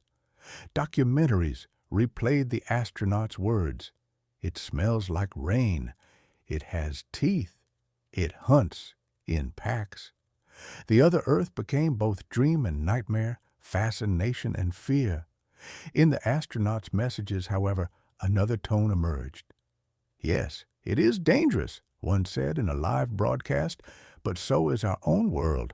Lions, crocodiles, bears, they reminded us that survival was never easy. Even here, why should we expect another Earth to be gentler than our own? Their voices were calm, steady, carrying the weight of experience. For them, danger did not erase wonder. It deepened it. Close your eyes and picture a city at night. Crowds stand in public squares, eyes lifted to giant screens. Behind the broadcast, above their heads, the second Earth glows softly in the sky. It is no longer only a symbol of hope or paradise. It is something far more real, a living, breathing world, with beauty and terror woven together. Humanity sees it now not as a prize, not as an abstract dream, but as what it truly is, another home with rules of its own. After the first confrontation with predators, the mission could have ended in retreat. Many on Earth urged withdrawal, fearing for the astronauts' lives, fearing what might happen if things escalated further. But in orbit above the twin Earth and on its soil, the decision was different. The astronauts knew that retreat would mean surrendering not only to fear, but to ignorance. And so they began the next phase, building the first foothold, a base meant to last. The site chosen was near the wide river, where they had first tasted the water. Its banks provided fresh supply, the plains around it open enough to watch for threats, the forests close enough to study. Habitats were expanded, modules inflated and connected by airlocks, solar panels unfurled like metallic wings, instruments planted into soil and riverbed. Lights ringed the perimeter, glowing through mist, casting faint halos in the alien night. The first human settlement on another Earth took shape, fragile but determined. The conflict was immediate and constant. Predators circled at a distance, their eyes sometimes visible in the dark beyond the floodlights. Plants pressed against fences, some growing alarmingly fast, curling toward the artificial lights as if drawn by them.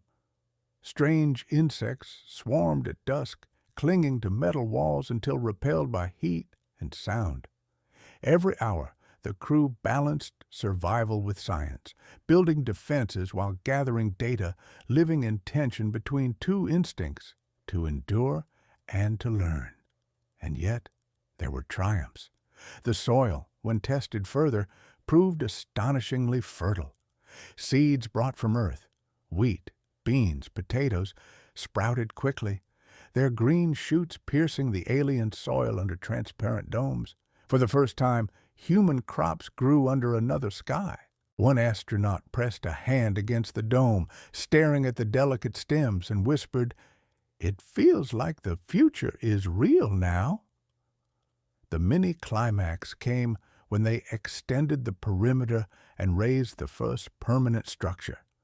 A communications tower, tall and skeletal, broadcasting signals back to Earth with unprecedented clarity.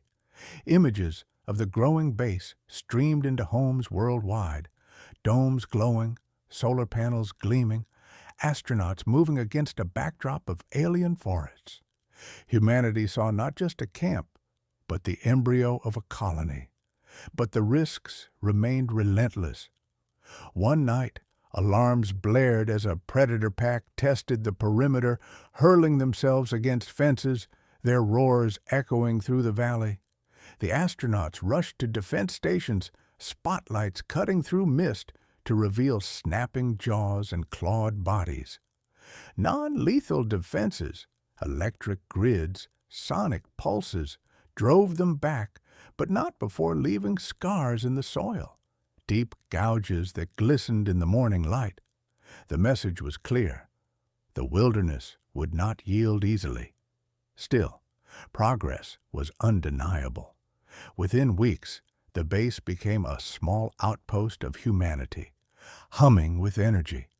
Instruments mapped weather patterns, drones scanned the forests, laboratories studied samples of air, soil, and blood. Around their campfires, or their glowing heaters buzzing softly, they spoke in hushed tones of how surreal it was, eating rations under the light of two moons, sending messages across space to a planet that now felt less like home and more like the other one.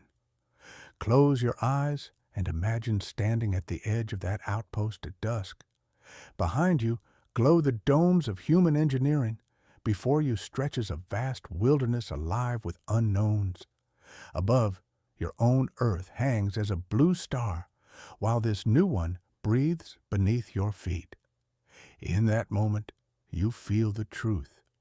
Humanity no longer belongs to just one planet. As the base grew sturdier and the days turned into weeks, the mission shifted from mere survival to something more profound, learning how to live on the second Earth.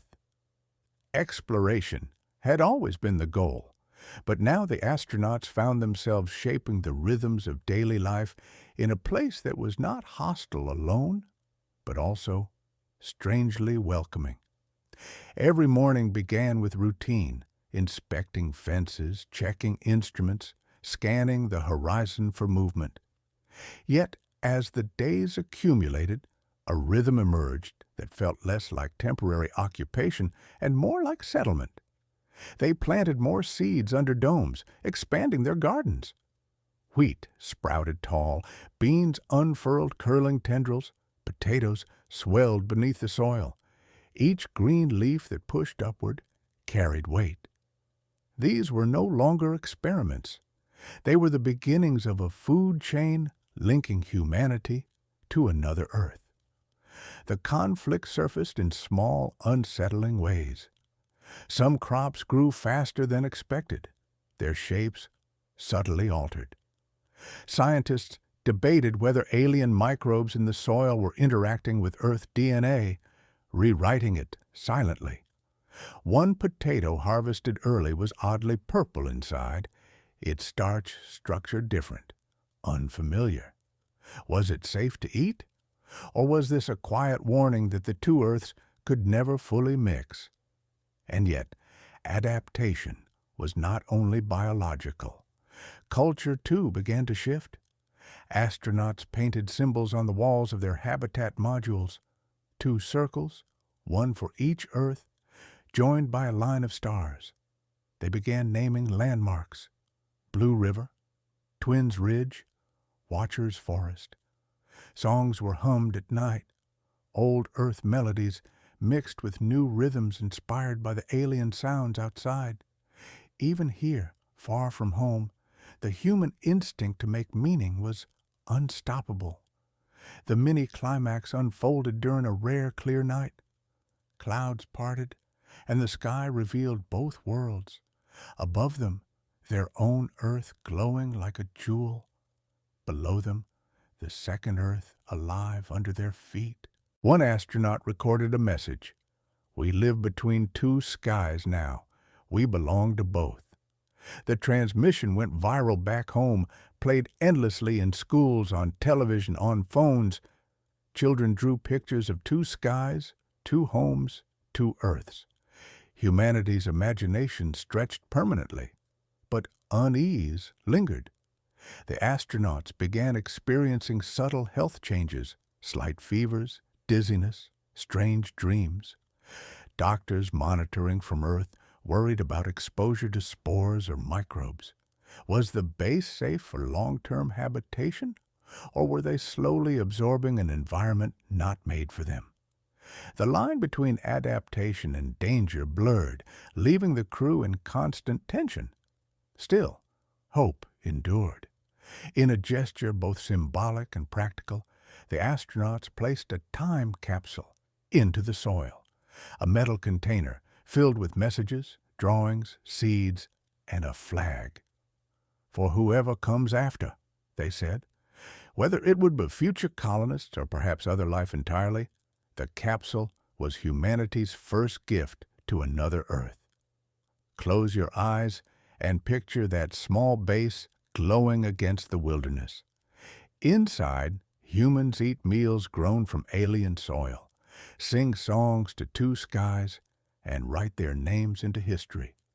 It is fragile, temporary, and uncertain, but it is also the beginning of something irreversible, the first true chapter of life lived across worlds. When the crew finally prepared to return home, the world held its breath. Their time on the second Earth had been longer than any mission before, and every report, every image had already begun reshaping humanity's imagination. But now came the most symbolic act of all, bringing a piece of that world back to this one. The departure was bittersweet. The astronauts dismantled some of their equipment, but much was left behind. Domes glowing faintly, instruments buried in soil, the communications tower still pulsing signals skyward. "It feels wrong to leave it empty," one astronaut whispered as they sealed the hatch. "It feels like it should stay alive, even without us." Their words carried across the control rooms of Earth, stirring millions who were already dreaming of permanent colonies. The ascent was tense, but successful. The capsule rose through alien skies, punching through clouds, trailing fire as it reached orbit. From above, the second Earth looked serene, unaware of the small departure. The crew stared in silence, each memorizing details, knowing they might never see it again. Then, turning, they saw their first home rising from the black, the original Earth, glowing faintly against the stars. Two worlds hung in the same sky, equal, alive, and watching. The conflict began the moment they landed back on Earth. Their samples, soil, water, plant cuttings, even fragments of alien insects, were placed under the strictest quarantine in history. Entire laboratories were sealed off, guarded like fortresses. Scientists, in protective suits, analyzed every fragment, fearful of contamination, but desperate for answers.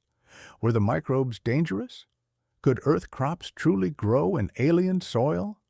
Could humans safely breathe that air for lifetimes, not just weeks? The questions carried stakes too large to ignore. The mini-climax came with the first press conference. The astronauts, gaunt from months away, stood before the world. They spoke not in numbers, but in poetry, of air that smelled like rain, of forests alive with color, of predators that moved like shadows.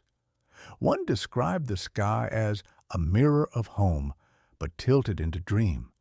Another spoke of planting seeds and watching them sprout, a promise that life belongs to more than one Earth. Their words spread faster than any scientific report, igniting imaginations across every nation. And yet, controversy flared. Some governments demanded that the second Earth be declared a neutral world, free from colonization. Others argued it must be controlled before rivals claimed it. Corporations saw opportunity in resources, while ethicists warned of repeating history's worst mistakes.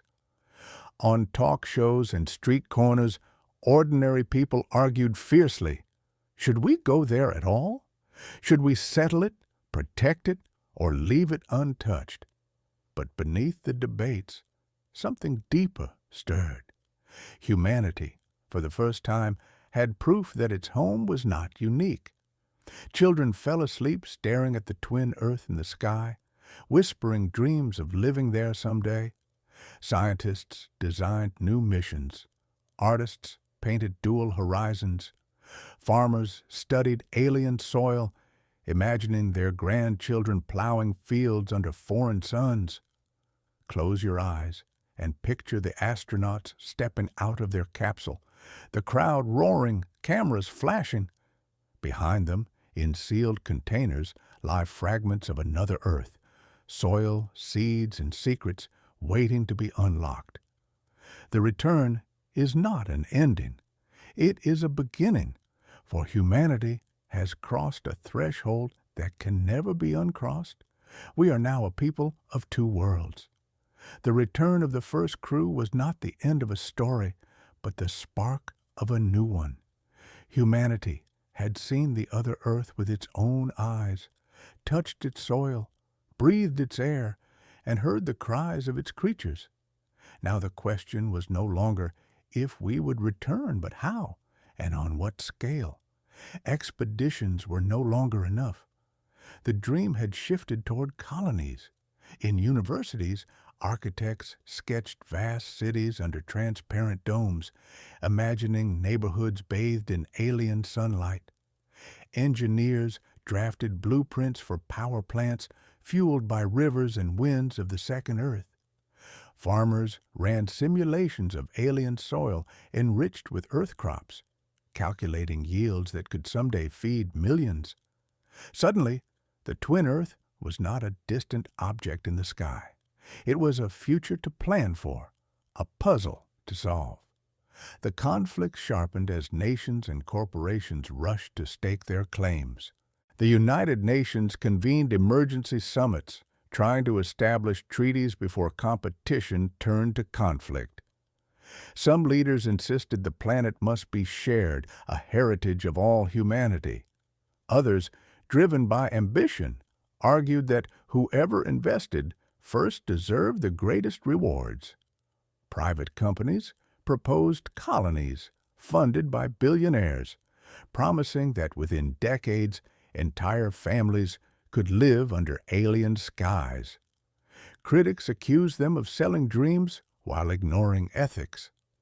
The mini-climax came with the unveiling of the first official project, the Genesis Colony Initiative. A coalition of nations announced a plan to send not just scientists, but builders, doctors, teachers, an entire community designed to live for years, not months. The announcement electrified the world. Applications flooded in by the millions from every corner of Earth. Farmers in remote villages, engineers in bustling cities, poets, musicians, children writing essays in classrooms, all dreamed of being chosen. For the first time in history, humanity was not only imagining living on another planet, it was preparing for it. And yet, shadows lingered. Biologists warned that introducing Earth species could devastate alien ecosystems. Philosophers asked whether we had the right to set foot on another living world at all. Environmentalists marched with banners, "Protect the Second Earth."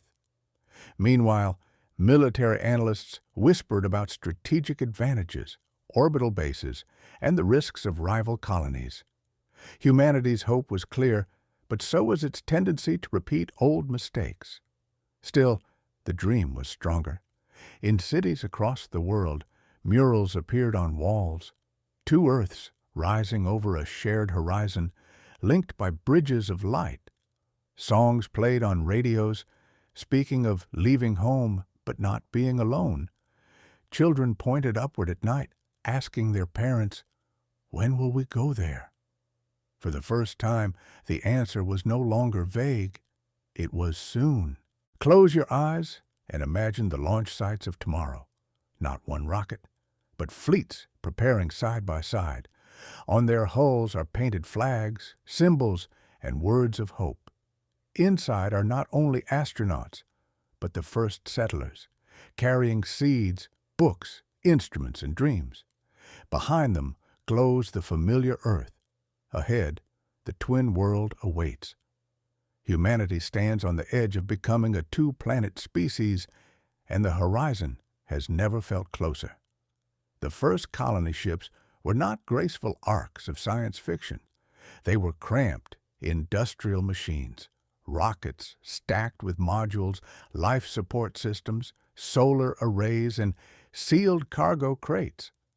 Inside were not only astronauts, but ordinary men and women, builders, farmers, teachers, medics, children clutching toys. They were not explorers anymore. They were settlers. Humanity was about to live permanently under a foreign sky. The journey itself was long and grueling, months of recycled air, rationed meals, and endless routines. But unlike the first mission, this voyage carried something deeper than fear. It carried community. Families whispered bedtime stories of alien rivers and forests, teaching children to dream of the place that waited for them. Scientists argued over data, engineers tested equipment, and musicians strummed quiet guitars in weightless cabins. Even in the void, humanity's rhythms refused to be silenced. The conflict came with a rival. Landing a dozen modules across the river plain was far harder than simulations suggested. Dust storms blinded sensors, strong winds buffeted descent engines, and one module crashed into the forest, lost in a burst of flame. For a moment, panic rippled through the settlers, fear that they had brought themselves into ruin. But then, as fire subsided, rescue teams rushed in, pulling survivors from wreckage. The colony began not with triumph, but with struggle, the kind of struggle that forges identity. The mini-climax unfolded over the following weeks. The settlers raised habitats, connected modules, and expanded greenhouses with seeds from Earth. Domes filled with wheat and beans, while alien soil produced variants stranger and faster than expected. Children played inside the safe zones, chasing each other under the glow of two moons. Teachers taught lessons with windows showing forests alive with unknown creatures. Farmers bent over sprouting fields, whispering to themselves that this was real, that they were tilling the first furrows of humanity's second home. But the challenges were relentless. Predators prowled at night, their cries echoing from the forests. Fences shuddered under the weight of bodies testing the perimeter. Insects swarmed in ways no net or spray could fully stop, their glowing wings brushing against habitat walls. Sickness appeared in waves. Rashes, fevers, strange symptoms doctors could not entirely explain. Some settlers whispered about curses, others about miracles, but all knew the truth. This world was not tame, and it never would be. Yet hope endured. One evening, as the settlers gathered by the riverbank, torches burning bright, a child pointed upward. There, in the dark sky, their first Earth glowed faintly, small and distant. "That's where we came from," the child said softly. The crowd fell silent, staring at the two worlds, one beneath their feet, one above their heads. In that moment, the settlers felt not like exiles, but like the first chapter of something larger, a species learning to stretch across skies. Close your eyes and imagine that settlement at night. Domes glow softly in the mist. Torches flicker by the river, and beyond the floodlights, alien forests breathe and watch. In the distance, predators prowl. In the sky, Earth shines back at them. Between danger and wonder, fear and hope, humanity plants its first roots in another soil. A new culture is being born. Not Earth's, not the twin worlds, but something in between. Years passed, and what began as a fragile outpost grew into something more enduring. The settlers were no longer just surviving, they were adapting, shaping daily rhythms that slowly wove themselves into culture. A new identity began to take root, one that was neither wholly of Earth nor wholly of the second planet. Humanity was dividing, not in conflict, but in expression. Children born on the twin Earth were the first markers of change. They grew up breathing heavier air, running under skies filled with alien colors. Their games played among structures that blended human design with wilderness pressing in from every side. For them, Earth was not a home, but a story their parents told. They pointed to the faint blue star glowing in the sky and called it the Old World, words heavy with distance they could feel but never touch. The conflict emerged between generations. For the settlers who had left Earth, nostalgia ran deep. They clung to old flags, old languages, old songs. They cooked familiar meals, celebrated Earth holidays, spoke of oceans and mountains left behind. But the younger ones began inventing new traditions. They sang to the rhythm of alien winds, danced in torchlight under two moons, and carved stories not of Earth, but of this soil, this sky, this wilderness.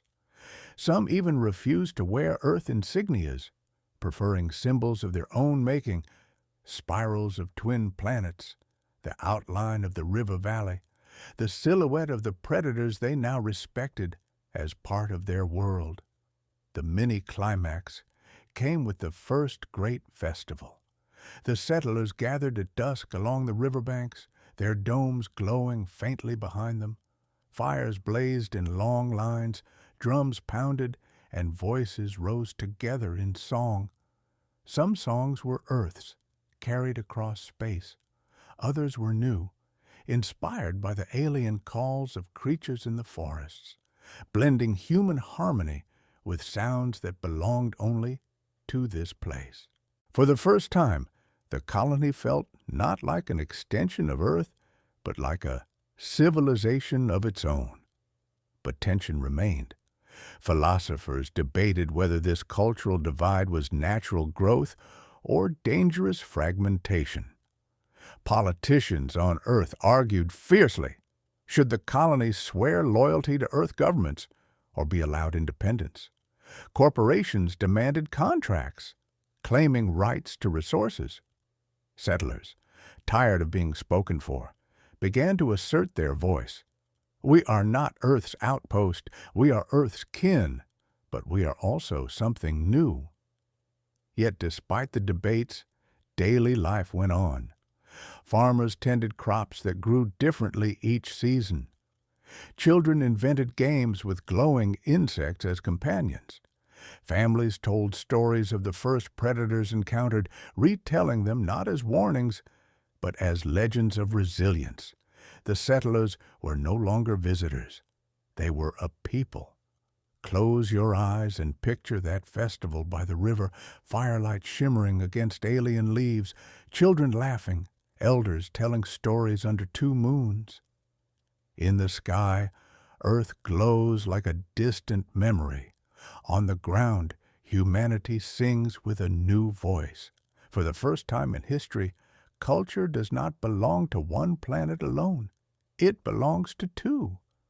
As the colony matured, what once was novelty became permanence. Families thrived, generations began to grow, and the settlers no longer thought of themselves as guests. They had homes, schools, festivals, and fields of their own. The second Earth was not only habitable, it was theirs. But Earth itself, shining faintly in their night sky, had not forgotten them, and soon the question arose, who truly governs a world? On Earth, politicians and corporations pressed harder. They had funded the first expeditions, provided rockets, modules, and supplies. To them, the colony was an extension of Earth's authority, a possession to be managed, taxed, and directed. Decrees were issued, quotas for resources to be sent back, mandates for colony leadership to remain loyal to Earth governments, strict controls over communication. To many settlers, these commands felt distant, heavy-handed, and blind to the realities of life on the New World. The conflict sharpened in the colony's council meetings. Elders who had come from Earth argued for compliance. We cannot survive without their ships. We owe them everything. Younger voices, raised by alien skies, disagreed. We are not Earth's servants. We are not their experiment. We are alive here, and we belong here. The arguments grew fierce, splitting families, schools, and even the base itself. The mini-climax came with the first act of defiance. A shipment of resources, rare minerals harvested at great risk from alien cliffs, was prepared for transport back to Earth. But on launch day, settlers sabotaged the cargo, refusing to load it. Instead, they sent a transmission: "We are not a colony, we are a people." The message reverberated across Earth, shocking governments and electrifying ordinary citizens. Some cheered the defiance, seeing it as a declaration of freedom. Others condemned it as rebellion, a betrayal of the sacrifices made to create the mission. Back on the second Earth, tensions thickened. Patrols around the base grew sharper, fearful not only of predators in the forests, but of divisions within their own walls. Some settlers accused others of being spies for Earth, keeping notes for politicians and corporations. Others whispered of full independence, of breaking ties completely, of declaring a new nation under alien skies. And yet, beneath the arguments, daily life continued. Children still played by the river, farmers still bent over their crops, festivals still filled the night with song. The settlers were not soldiers. They were builders, teachers, parents. Their struggle was not born from hatred, but from a longing to belong wholly to the world beneath their feet. Close your eyes and imagine the settlement at dusk. The domes glow with human light, the river reflects alien stars, and above it all hangs Earth, a small, distant reminder of a home both loved and resented. In that silence, one truth becomes clear. The bond between two Earths is no longer simple. It is love and dependence, pride and defiance, a tension that will shape the future of both worlds. The refusal to send resources back to Earth lit a fire that could not be contained. Within weeks, debates erupted in parliaments, in newsrooms, in crowded streets. Was the second Earth a colony to be managed, or a sovereign world in its own right? The settlers' message, "We are not a colony, we are a people," had split humanity into two visions of the future. On Earth, leaders responded with urgency. Some demanded stricter control, more oversight, tighter communication channels, sanctions on settlers who disobeyed. Others urged restraint, warning that too much force could drive the colony toward permanent separation. Meanwhile, corporations poured money into lobbying, arguing that their investments entitled them to ownership of the second Earth's resources. Ordinary people watched from afar, divided between pride in the settlers' independence and fear that conflict would tear humanity in two. The conflict deepened inside the colony itself. Council meetings stretched into sleepless nights. Elders, tied to memories of the old Earth, argued for compromise. "We must negotiate, not provoke. Our survival depends on their supplies." But younger settlers, those who had grown up never setting foot on Earth, saw things differently. "We have soil, we have water, we have life. Why should we bow to a world we only see as a star in the sky?" The mini-climax came when Earth proposed the Charter of Dual Authority. It declared that the colony would govern itself in daily matters, but ultimate sovereignty rested with Earth. The document was transmitted across space with signatures of world leaders attached. In return, settlers would receive guaranteed supply runs, protection, and support. On Earth, the charter was celebrated as compromise. In the colony, it was seen as a leash. For the first time, settlers staged public demonstrations. Families gathered in the river valley, torches burning against the night, chanting beneath banners showing twin Earths side by side. "Two skies, two homes," the banners read. Their voices echoed into the forests, mingling with the cries of predators, carrying a message both defiant and unifying. "We are not the same, but we are still human. Yet the divide was not absolute. Some settlers whispered that they did not want to cut ties completely. They missed Earth's oceans, its cities, its cultures, stretching back millennia. We are their children, they said, but children must one day live their own lives. On Earth, too, many sympathized. Poets wrote verses about our children under another sky, while philosophers began speaking of two humanities, distinct but bound, reflections of each other across the void. Close your eyes and picture a council chamber beneath a dome on the second Earth. Settlers argue passionately, their voices rising, their faces lit by torches and screens. Above them, through the transparent ceiling, Earth glows in the night sky, distant, beautiful, unyielding. For the first time, humanity truly feels itself dividing, not in hatred, but in destiny. One species, two homes, two futures. The charter of dual authority had been meant to ease tensions, but instead it deepened them. On Earth, governments insisted it was fair, a compromise to balance sovereignty with unity. In the colony, settlers saw it as condescension, a document written by people who had never breathed the alien air or heard the night cries of predators beyond the floodlights. What began as a disagreement of law was becoming a crisis of identity. Negotiations sputtered. Delegates from Earth spoke of history, tradition, and unity. We are one humanity, no matter how many skies we live under. Colony leaders countered with blunt truths. You cannot govern us from a world weeks away. You do not know the dangers we face, the choices we must make. We are not Earth's shadow. We are Earth's reflection.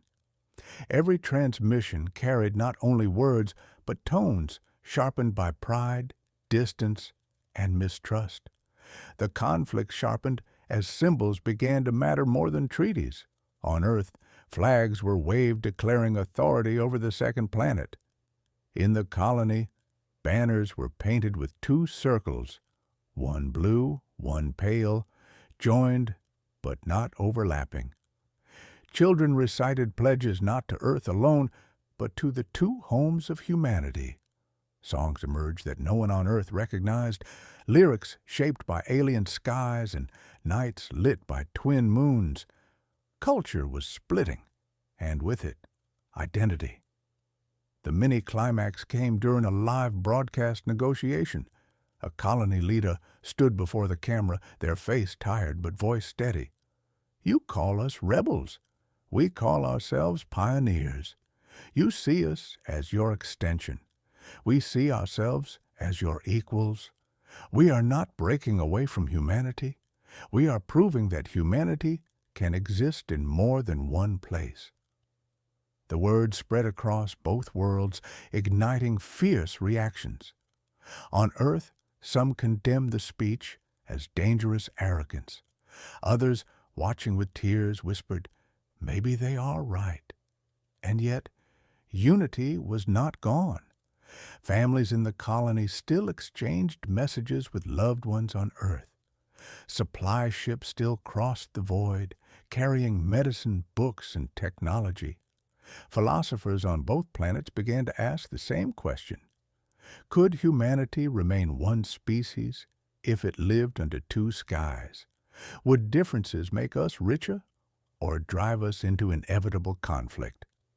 At night, in the colony, settlers debated quietly around firelight, children playing nearby.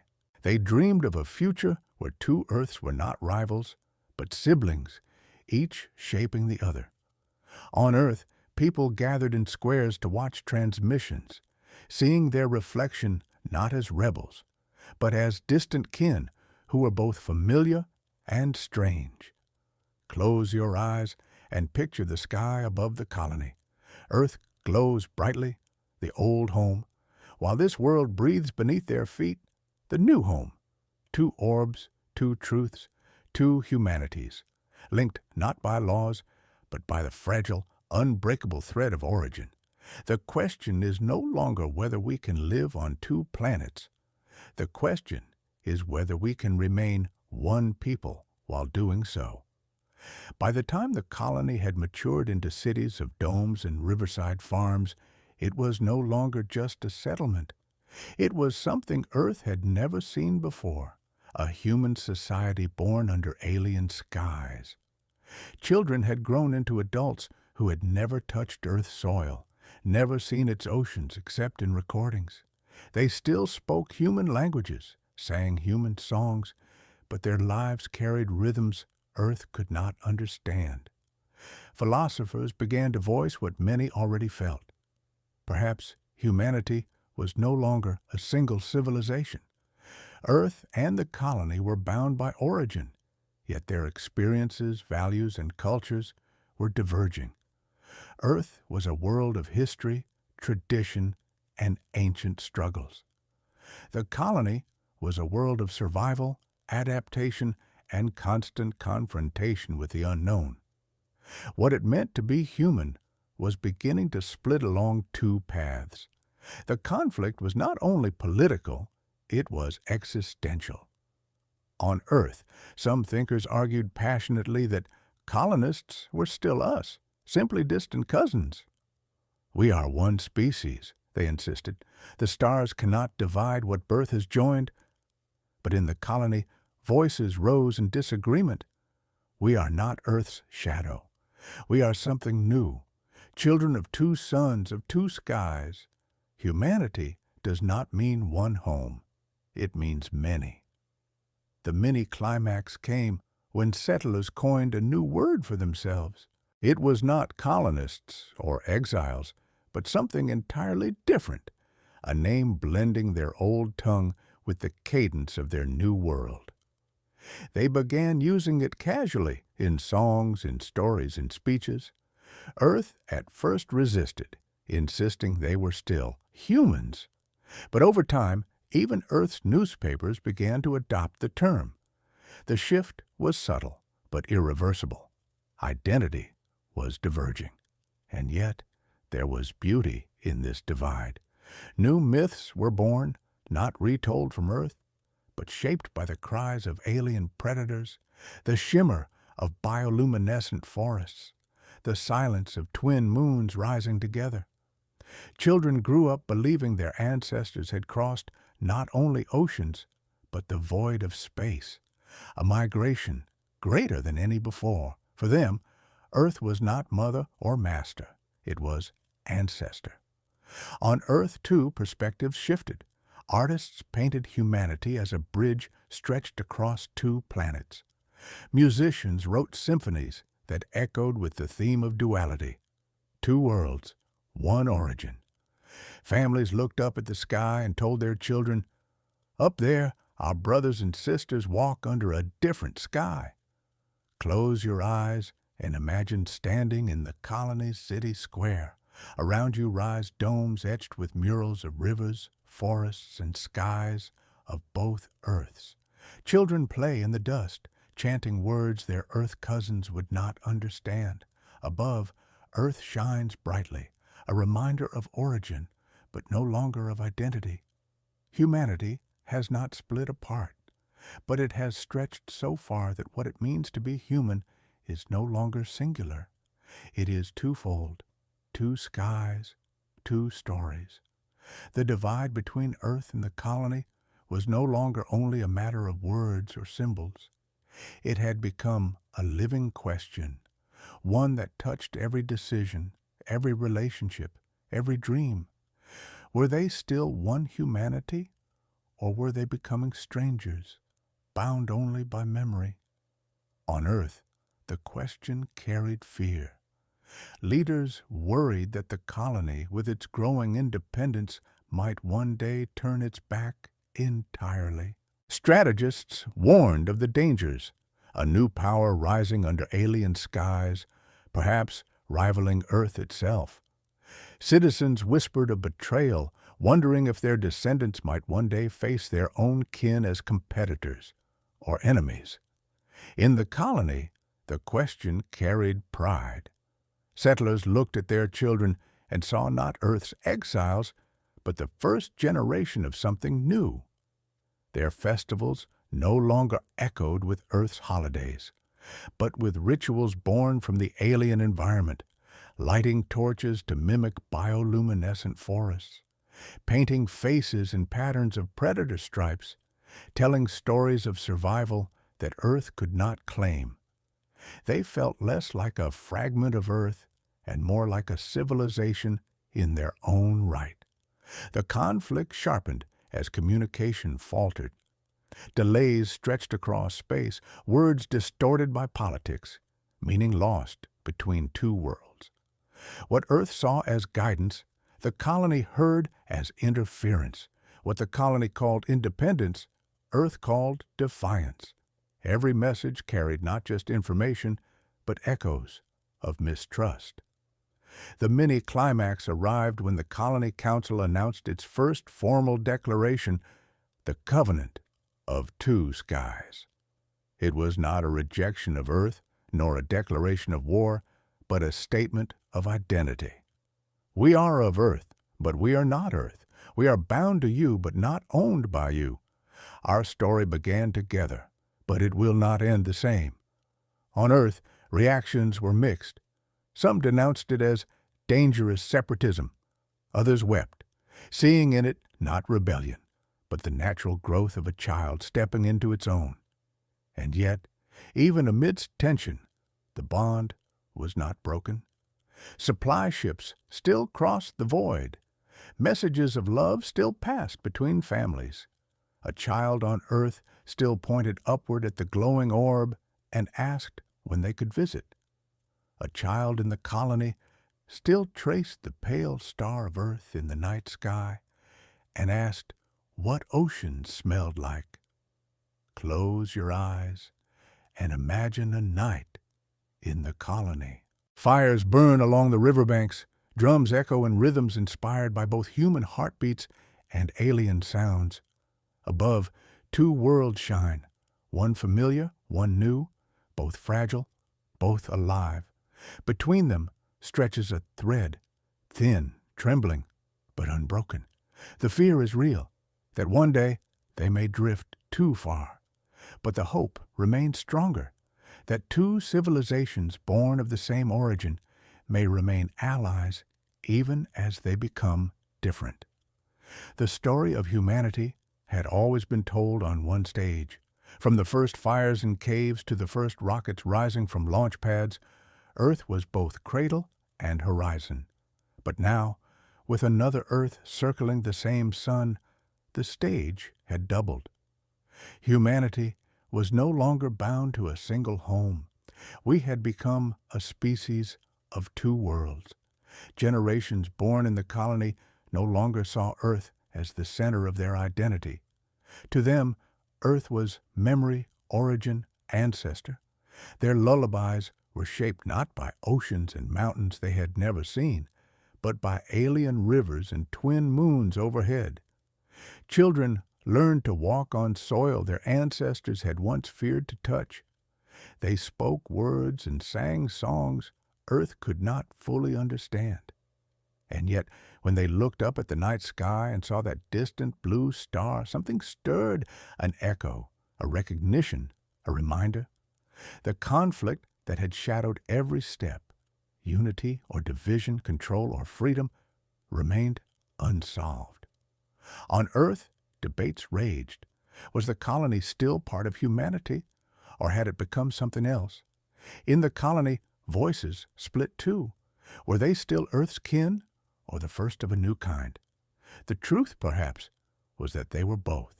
Two homes, two skies, one species, stretched across the void, learning to live with difference without breaking the bond of origin. The mini-climax of this long story is not a battle or a declaration, but a moment of stillness. A settler stands at the edge of a river at dusk, torchlight glowing behind them. In the sky above, Earth shines like a pale lantern, while their children run through alien grasses, laughing. The settler breathes deeply, feeling the cool air of a world that once seemed unreachable, and whispers, "We are not just of one world anymore, we are of two." Back on Earth, an elder sits by a window watching that same glowing orb. They remember the day it was only a mystery, a shimmering light that sparked speculation. Now it is no longer distant. It is a place with people, families, stories. They close their eyes, imagining their grandchildren under alien skies, and smile. Close your eyes and picture it yourself.